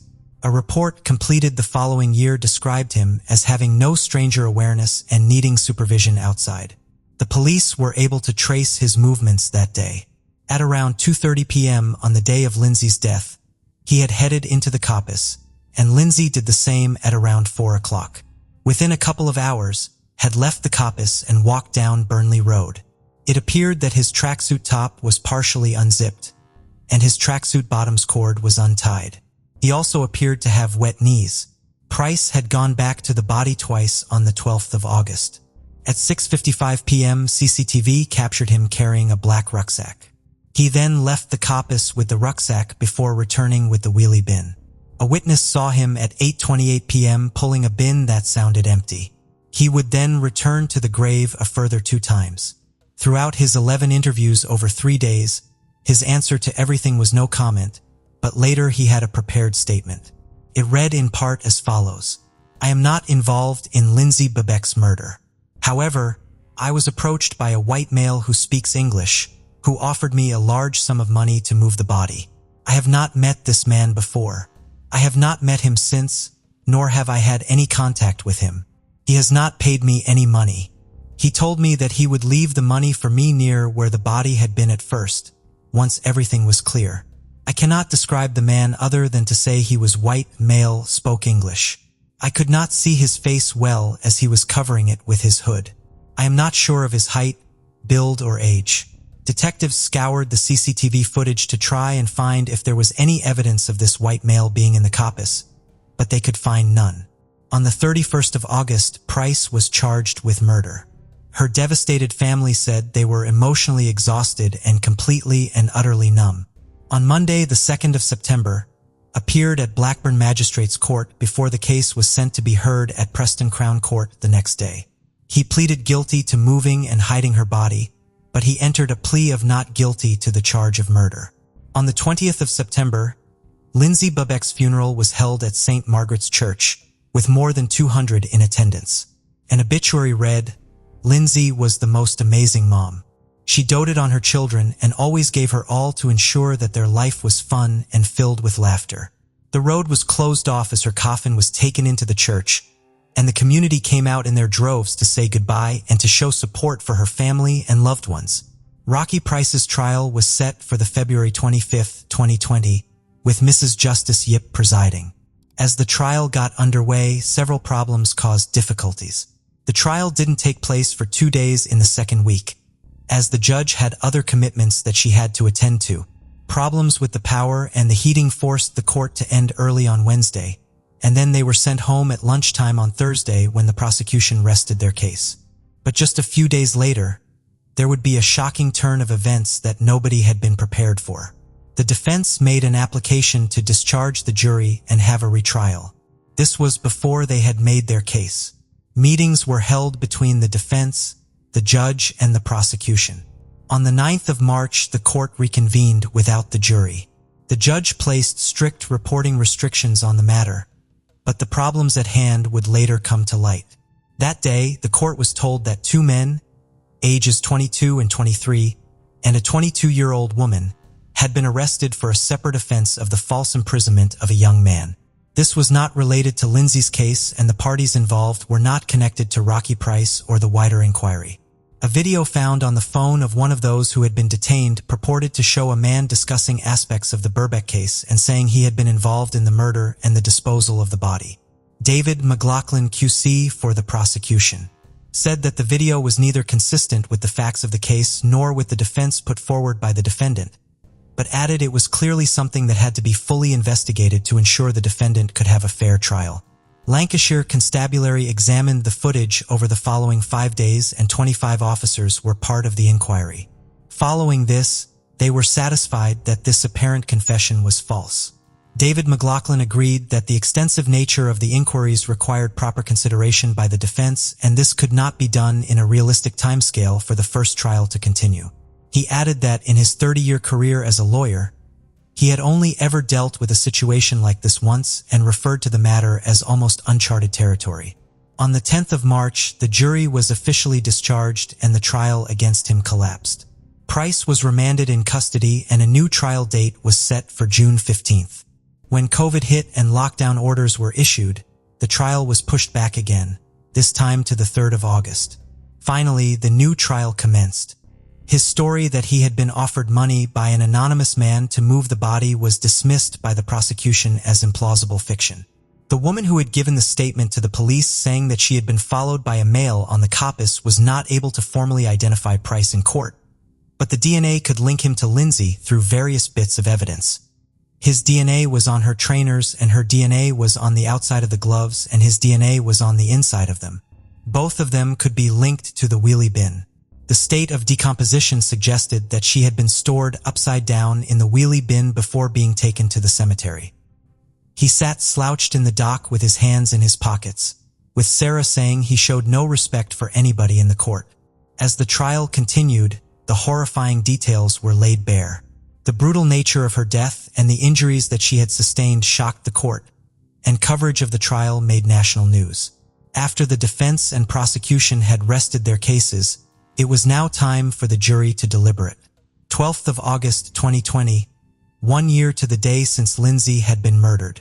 After just 3 hours of deliberations, the jury had reached their verdict. DSI Cribben described the atmosphere in court. It's an atmosphere like none I've ever experienced before at any murder trial. Rocky Marciano Price was unanimously found guilty of murder. Mrs. Justice Yip said the killing had been significantly premeditated. The murder of a stranger in broad daylight with no rational explanation is horrifying to all members of society. The random nature of the killing shows the defendant presents a very real risk to members of the public. I have no doubt he knew what he was doing and knew it was terribly wrong. The stalking of another woman also demonstrates this did not arise out of a sudden loss of control or heat of the moment. He persisted with his plan to target a lone woman. It shows he had the capacity to plan and reason. When deciding on her sentence, she decided she would take into account his lack of previous criminal convictions, what was referred to as his immaturity, and that he was likely to have challenges while in prison. Price was not in court for the sentencing and appeared via a video link. He was sentenced to life in prison with a minimum term of 16 years. Due to his age, the minimum term was 12 years, but as there was an element of premeditation, he received 16. He showed no reaction as his sentence was handed down. Following his sentence, members of his family wore shirts saying, "Wrongly convicted, free this boy." The back of the shirt said, "Murder is still at large." His father said, "Our son is innocent. He has not got the mental capacity to hurt anyone. We are not going to stop fighting if it takes us all our lives to find this other man." In spite of the evidence, there are those that do not believe he is responsible. A group of around 30 marched in protest against his conviction, again arguing that the guilty verdict was wrong. A petition was created on change.org, arguing that he had been wrongfully convicted, and rumors were even spread that Tim was responsible. Tim said, "The police kept saying to me, just ignore them, Tim, and they'll go away. But they do chip away at you. It does hurt you. We've been through absolute hell regarding this. Then you've got to deal with these people who are pointing fingers. It's despicable. I just want people to understand there's still a family picking up the pieces and trying to rebuild." After Price was sentenced, DSI Cribben gave a statement outside court. Lindsay's devastated family said, "It has left a huge void in our lives that will never be filled. This callous act has destroyed our lives forever.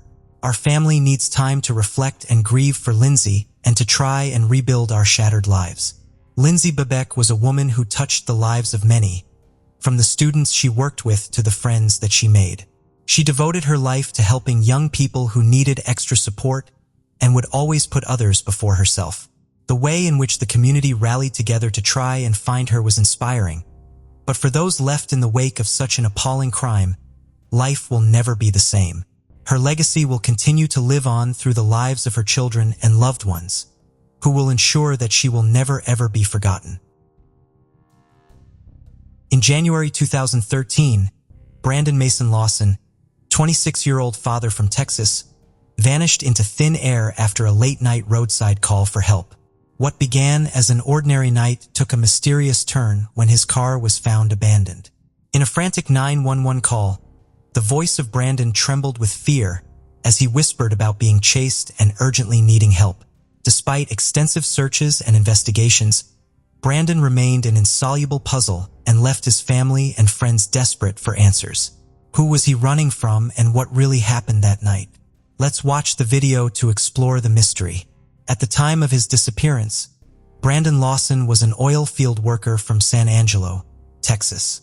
By all accounts, he was a loving father of 4 children and a dedicated partner to his girlfriend, Ladisa Lofton, with whom he had shared a decade-long relationship. As the mother of their 3 children and stepmother to the eldest daughter of Brandon, Ladisa was deeply concerned about the recent drug relapse of Brandon, which had led to his unexplained absence. Though their relationship was marked by typical ups and downs, they shared a bond built on years of shared experience and the trials of raising a family together. However, like many young people, Brandon had his struggles. He had a history of substance abuse, specifically with methamphetamines. However, he had reportedly been clean for about 6 months before the night he vanished. His family and friends knew him as a hardworking and resilient man who was attempting to turn his life around.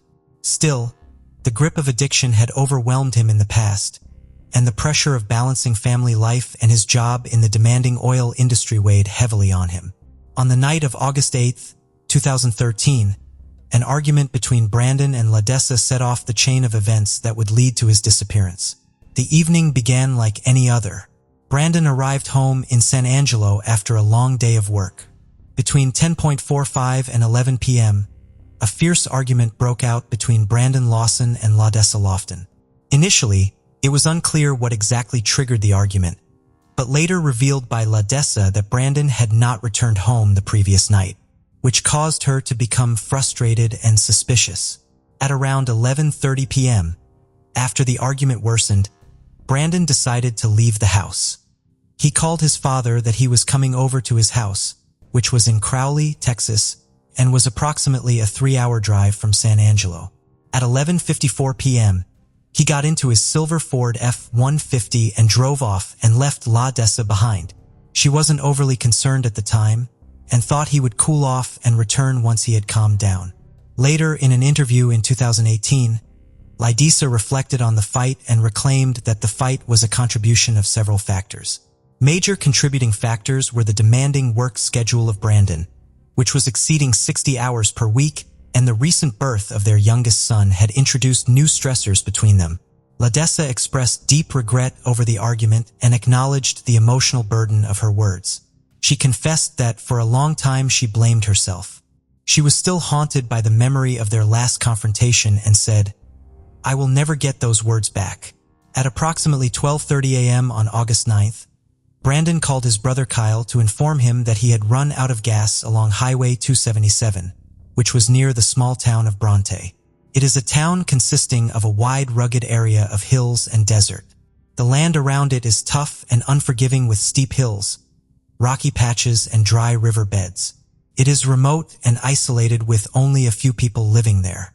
Cell phone service is limited and there aren't many services nearby. At night, it is pitching dark, so dark that only the stars break through the black sky. The silence is heavy and interrupted only by the wind. In a place like this, getting stuck can quickly become a serious problem. This is exactly what happened to Brandon Lawson on the night of August 9th, 2013. His truck ran out of gas along Highway 277 just outside of Bronte. Suddenly, he was alone in the middle of nowhere and exposed to the harsh environment. He has nothing to do except wait for his brother. Kyle recalled that during one of their calls, Brandon sounded out of control. He told Kyle that someone is chasing him, which obviously raised alarm bells. When Kyle pressed for more details, Brandon added that it was the Mexicans in the neighborhood who were after him. Again confused, Kyle asked if he was hallucinating due to drug use, but Brandon denied it. Kyle was concerned but unsure of what was going on. He, along with his wife, and their 4-year-old child quickly headed to the house of Ladisa to grab a fuel can so they could help Brandon.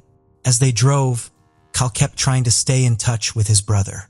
However, every time they spoke, Brandon didn't seem willing or able to hold a full conversation. Despite the best efforts of Kyle to communicate and get a clear picture of what Brandon was facing, their conversations were brief and disjointed and added another layer of mystery to an already confused situation. At 12:50 a.m., Brandon made a distressing call to 911, which has since become one of the most crucial and confusing pieces of evidence in the case. The 911 call was placed to a local nursing home in Robert Lee, Texas, due to routing errors. The voice of Brandon on the call was panicked and inconsistent. His words were difficult to understand, but certain phrases stand out. Clearly confused by the call, the dispatcher attempted to ask questions, but responses of Brandon were fragmented and unclear. He seemed to be in a state of panic and mentioned someone chasing him into the woods and requested immediate help. Despite the confusing nature of the call, it was obvious that Brandon was in distress and believed he was being pursued by someone. Here's a breakdown of the phone records leading up to Brandon's disappearance. At 12:51 a.m., Kyle left a voicemail after Brandon claimed he was being chased. Brandon then tried to call Ledessa, but couldn't reach her, as she had left her phone in her car after an argument. The urgency grew when the wife of Kyle also called Brandon, and then Kyle again called him, but none of them received answers. By 12:57 a.m., Brandon contacted his neighbor, but this yielded no clarity. Again at 1:04 a.m., a dispatcher from a nursing facility reached out to Brandon about his earlier 911 call. Then at 1:09 a.m., Brandon made 3 more calls to Kyle. One of these calls was when he told Kyle that he was running through a field and bleeding. Kyle later mentioned in an interview that he didn't think Brandon was seriously hurt. He assumed his brother had just tripped or had a minor accident. Then at 1:15 a.m., Brandon made his final 2 calls to Kyle. These would be the last outgoing calls from his phone before things went silent. This string of calls paints a chaotic picture of that night. Brandon was clearly distressed and was trying to reach out to multiple people, which included his brother, girlfriend, neighbor, and even 911. But due to poor cell reception, his frantic state, and possibly the dark and dangerous terrain, a meaningful communication was nearly impossible. The confusion between his calls and attempts of his family to locate him only added to the uncertainty surrounding his final moments. At around 1 a.m., a sheriff deputy of Coke County arrived at the location of Brandon's truck after they received a call from a truck driver who had reported the vehicle parked hazardously on the side of the road. By the time the deputy arrived, Kyle had also reached the scene, but there was no sign of Brandon. What made the situation even more bizarre was that during a phone call with Kyle around 1:18 a.m., Brandon claimed he could see both Kyle and the deputy from his hiding spot and said, "I can see you. I'm right here." Despite Brandon's claim, neither Kyle nor the deputy could spot him anywhere near the truck or the surrounding area. With an active warrant out for his arrest in Johnson County on a charge of drug possession with intent to deliver, Kyle assumed that Brandon was trying to hide from the police. He thought that Brandon didn't want to be caught, and especially with the deputy already at the scene. Neither Kyle nor the deputy knew at that moment that Brandon had made a 911 call earlier, so they didn't have all the pieces to understand what was really happening. Kyle later said that he didn't feel like he was in any danger. After talking with the deputy, Kyle decided to drive a little way up the road. He parked further down and hoped that Brandon might come out of hiding once the deputy left. Kyle waited there for 30 to 45 minutes, but when Brandon didn't show up, he assumed everything was fine and left for San Angelo. Later, at around 5 a.m. on August 9th, Kyle returned to the area where his truck had run out of gas. He called out for his brother, but once again, Brandon didn't appear. A couple of days later, on August 11th, a deputy reported that a small private search team had been gathered to look for Brandon. They started their search at around 8 a.m., but ended at around noon without finding anything substantial. The only clue they came across was a small area under a tree where it seemed like someone had sat down. This spot was close to the road and within sight of his truck. Despite the efforts of Kyle and the search team, there were no other signs of Brandon or where he might have gone, and left his family with more questions than answers. In the years since the disappearance of Brandon, numerous theories have emerged. Some are grounded in the facts of the case, while others originated from the strange nature of his final phone calls. One of the most widely discussed theories in the disappearance of Brandon Lawson is the idea that he may have fallen victim to foul play. His 911 call on the night of August 9th, 2013, where he mentioned being chased into the woods, has driven speculation that Brandon encountered someone or something dangerous that night. Some have even suggested that it could have been related to drug activity. Given that Brandon had used methamphetamines shortly before the incident, People wonder if he might have been involved in a dangerous situation and possibly a drug deal gone wrong or a confrontation with violent individuals while stranded on the highway. However, the lack of the evidence casts doubt on this theory. No signs of a struggle were found near his truck, and there were no reports of other vehicles in the area at the time. The scene around the truck was strangely undisturbed and left many to wonder that if foul play was involved, where did it happen and who was involved? Another theory that has gained some traction is that Brandon might have disappeared on purpose. His life was complicated at the time. Perhaps the combination of legal troubles, personal issues, and his rocky relationship with his girlfriend pushed him to take drastic measures. Some believe Brandon may have used the situation as an opportunity to escape his life and start fresh somewhere else. This theory is supported by a few pieces of circumstantial evidence. Brandon was the only person with the key to his pickup truck, which had been left partially over the white line on the road. The truck was towed around 8 a.m. on August 9, 2013, and law enforcement began to investigate shortly after. Deputy Neal, who was assigned to the case, checked several properties in the area for signs of activity. Many of these properties were only used seasonally, and the deputy wanted to see if Brandon might have sought water or shelter there. However, Neal found nothing that indicated Brandon had been there. On August 13th, LaDessa officially filed a missing person report, and Texas Ranger Nick Hanna, who was now leading the case, conducted a helicopter search.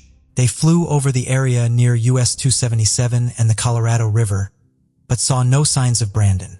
The helicopter search revealed one interesting detail, that there was enough exposed ground that someone would likely have been spotted from the air if they were lying down or hiding. This led deputies to conclude that Brandon Lawson was no longer in Coke County. In his final report, the deputy stated that he didn't believe Brandon was lost or hiding in the area.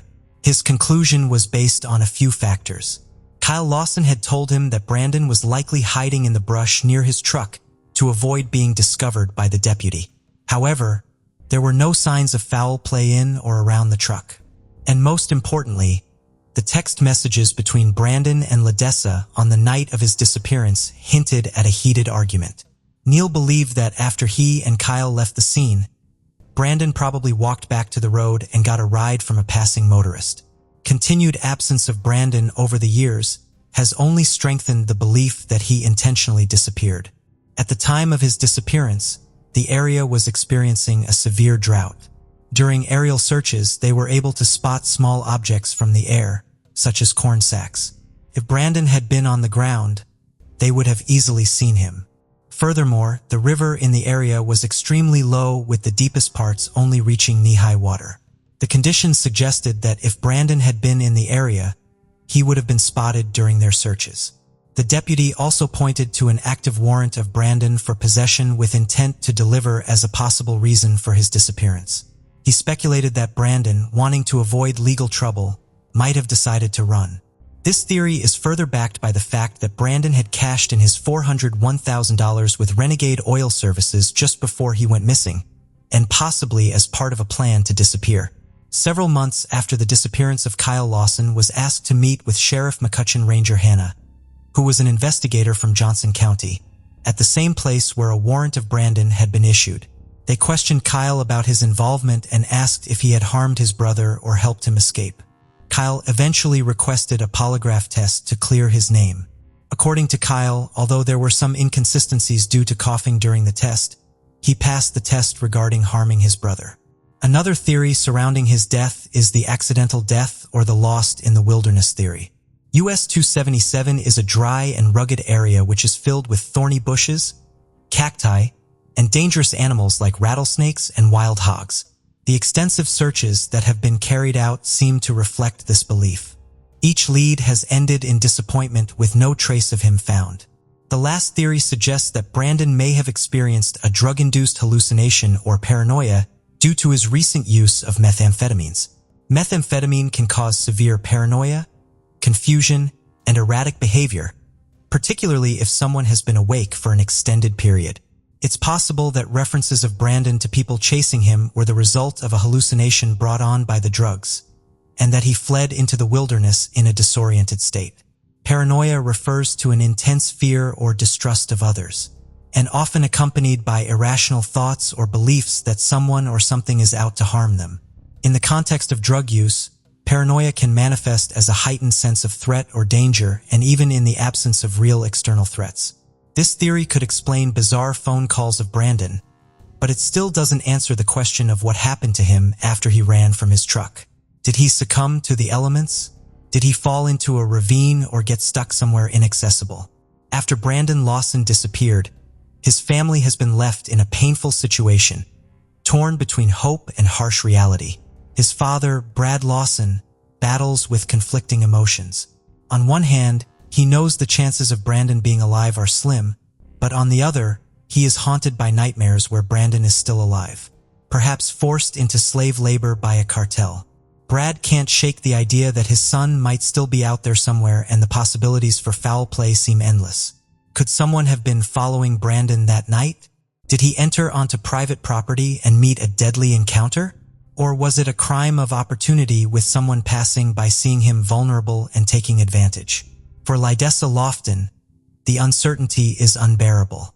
She fears that her children will grow up, get married, or even have kids of their own without ever knowing what happened to their father. The memory of that night weighs heavily on her, and especially the fight they had before he disappeared. Hurtful words were exchanged, and it is a guilt she struggles with every day. The last link they have to Brandon is the weird 911 call he made that night. For Lydessa and her children, it's a painful reminder of his final moments. His two older daughters listen to the recording on YouTube and trying to make sense of his words, but it only deepens the heartache. Brad is firm in his belief that his son didn't just run away. He argues that the warrant for arrest of Brandon wasn't enough to make him abandon his family. And Brandon had faced legal issues before and was always willing to face the consequences. In fact, he had plans for the future, including starting a new job that offered more money and benefits, which was supposed to begin the Monday after his disappearance. Adding to the confusion is the fact that none of Brandon's belongings like his wallet, keys, phone, or even his shoes have ever been found. His brother is lost by how someone could disappear so completely without leaving behind a single clue. This only strengthens the suspicion of the family that foul play was involved. Lydessa believes that someone out there knows what happened to Brandon, and she holds on to hope that this person will eventually come forward. There are unanswered questions that continue to haunt her, like who the trucker was that reported Brandon's pickup or the identity of the dispatcher who spoke to him that night. Lydessa believes that these people might hold critical pieces of the puzzle that could finally explain what happened. Despite telling herself that the disappearance of Brandon might have been an accident, Lydessa can't ignore the alarming tone of his 911 call. She doesn't want to believe that anyone would harm the man she loved so deeply. Friends and family of Brandon Lawson established a Facebook page titled Help Find Brandon Lawson, which has gathered significant attention and support since its beginning. As of 2024, the page brags over 29,000 followers and demonstrates widespread interest and concern for the unresolved disappearance of Brandon. This online platform serves as a critical hub for sharing updates, information, and appeals related to the case of Brandon. It provides a space where loved ones of Brandon can connect with supporters, share memories of Brandon, and assemble efforts to keep his story in the public eye. The page plays a pivotal role in the ongoing search for answers and encourages individuals with any information about the whereabouts of Brandon or the circumstances of his disappearance to come forward. Private investigator Paula Boudreau, hired by Lydessa, has also been working tirelessly to track down clues and often drawn leads from the large community following the Help Find Brandon Lawson Facebook page.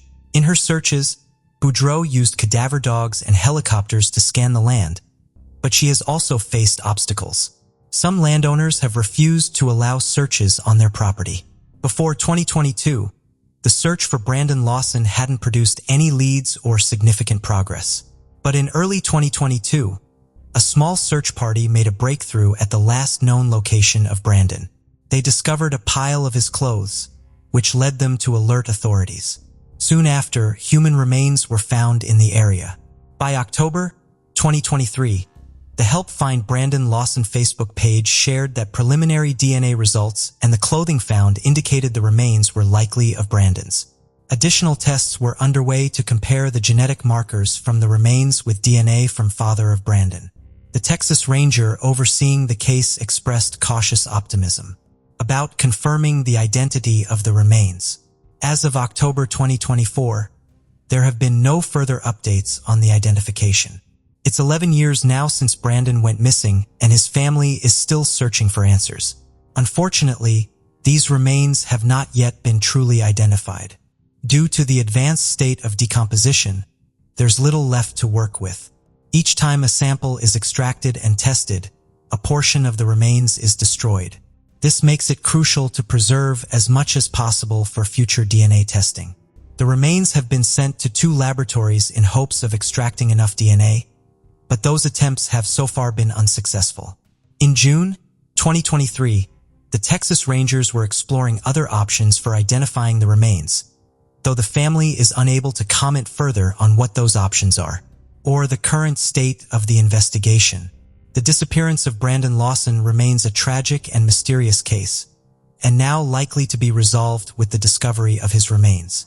Despite this closure, many questions about the events of that night remain unanswered.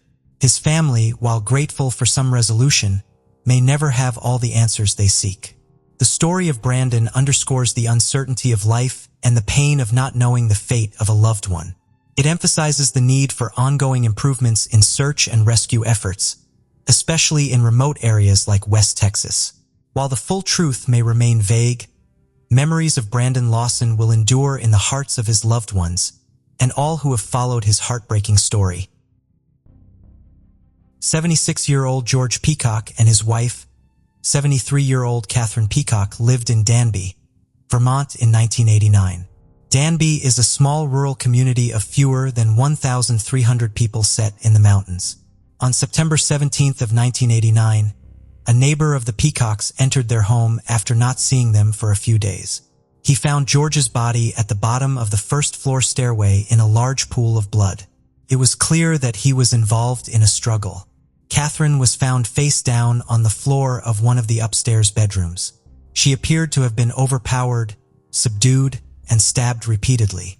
George was known to have a regular schedule. He had a habit of picking up a copy of the Rutland Herald every day. He didn't retrieve his copy on September 14th of 1989 or any day after that. This was out of character for him, as he was described to police as meticulous about maintaining his appointments. September 14th was 3 days before George and Catherine's bodies were found. This gave investigators a better idea of when their lives were ended. Investigators focused their attention on Michael Anthony Louise. He was married to one of the Peacock's daughters and lived in central New York. On September 18th of 1989, one day after the bodies were discovered, Louise and his wife had their first interview with investigators. Instead of driving their car, they had chose to drive a rental car to Vermont. Louise told his wife he was worried their car would break down, even though he had just taken it on a long drive just days before. He told investigators that he had dropped his wife off at her job on the morning of September 14th at 8:30. Louise told police that he randomly thought of retrieving some wood planks they had stored at the Peacock's home. Louise ran a few errands in the Syracuse area before heading toward Vermont by way of the thruway around 9:30 a.m. Louise then apparently stopped a few times along the way before he reached Saratoga between 1:40 p.m. and 2:10 p.m. and rested there for a short while. He told police he realized he was too tired to go all the way to Vermont and decided to turn around. Back in the Syracuse area at 6:15 p.m., he picked up his paycheck from the rental car service at the Syracuse Hancock International Airport, where he worked. About a month after the Peacock's bodies were found, a detective was updating Louise's wife on the investigation and told her they would be obtaining tolls. The detective also mentioned that a tan car was seen in the area at the time of the crime, the same color as the Louise family car. The detective was referring to telephone tolls, but she assumed they were speaking about tolls collected on the thruway. Louise freaked out when he heard this. The next day, Louise left his home with a weapon and gave his wife a note that implied he considered taking his own life. In the letter, he said he was scared, he couldn't sleep or eat, and that law enforcement would not believe him. In an interview with police on September 30th of 1989, An investigator asked Louise if he had possibly blacked out, took the peacocks' lives, and couldn't remember. Louise replied, "Yes, I've thought about that," and did not elaborate. In an October 5, 1989 interview with police and his lawyer Ed Mencken, a well-known Syracuse defense lawyer, Louise once again addressed the possibility of blacking out and attacking the peacocks. Louise had a history of blacking out and once committed a violent crime. In 1966, Louise served time for assaulting a 4-year-old girl in Rhode Island. When he was interviewed by police, he claimed he blacked out. During the October 5th interview, he said that he thought a lot about whether it was possible he blacked out. But he was certain he did not go to Vermont and hurt them. Louise's wife had signed a consent form allowing police to search their Chevrolet Celebrity. Police informed her that she should not tell Louise the vehicle would be searched, so he could not destroy any potential evidence. She brought the Chevrolet to be searched. Police gathered 17 pieces of evidence for the laboratory examination. One of the items in the driver's side front floor mat appeared to have a small reddish-brown stain. The Vermont State Police Crime Lab confirmed that the spot was a small deposit of blood. Unfortunately, the sample was too small for the technology at the time to create a DNA profile. In 1992, Louise's niece Patricia Gannon told investigators that Louise told her and his wife that he had gone all the way to Vermont but drew a blank about what had happened. In May of 2020, 2 detectives with the Vermont State Police began reviewing the cold case. The detectives resubmitted several pieces of physical evidence to the forensic lab in the hope that advancements in testing and technology could crack the case. One of the pieces of evidence they submitted was from the driver's side front floor mat from Louise's tan Chevrolet Celebrity. As the chemist was examining the floor mat, he noted that the blood had been removed and retesting of the area yielded no results. The chemist looked into the case files and discovered the stain was removed during a previous round of DNA testing in the year 2000. Luckily, a DNA extract from the sample was preserved in a foil pack in the permanent evidence freezer inside the Vermont lab. The chemist submitted the DNA extract for retesting on May 14th of 2020. On October 19th of the same year, investigators received reports from the forensic lab. The report revealed that the blood on the floor mat was a mixture of at least 2 individuals. The major DNA profile found in the sample was a match for George Peacock's DNA, according to the court documents. The other DNA in the mixture was determined to be unsuitable for interpretation. Over the next 2 years, detectives re-interviewed several people close to the investigation, including Louise's wife and his niece. After all the evidence, both circumstantial and physical, was complied, detectives submitted their probable cause affidavit and requested a warrant for Louise's arrest on October 11th of 2022. Michael Anthony Louise was arrested 2 days later in his home in Salina, New York, and charged with taking the lives of George and Catherine Peacock. He was held in the Onondaga County Justice Center and was arraigned in Syracuse. Then, on October 14th, he appeared in court with his new defense attorney, Charles Keller, for an extradition hearing. Was brought into court in a wheelchair. During the hearing, Louise consented to be extradited to Vermont. Investigators in Vermont have 2 weeks to carry out the extradition before Louise can argue to be released. Keller told the court that Louise was eager to be extradited as soon as possible so he could contest the allegations against him. Despite the excruciating detail in the court documents making their case, police don't address one major mystery. Why were the couple's lives taken? The hope is that Louise will confess and reveal why he did what he did. Thank you for joining us on this journey into the depths of unsolved mysteries. Cold cases not only challenge our understanding of the past, but also ignite our curiosity and determination for answers. Remember to subscribe to stay updated on our latest investigations. And if you have any information regarding the cases we've covered, don't hesitate to reach out. Together, we can shed light on the shadows of the past and bring closure to those who seek it. Until next time, stay vigilant, stay curious, and never stop seeking the truth.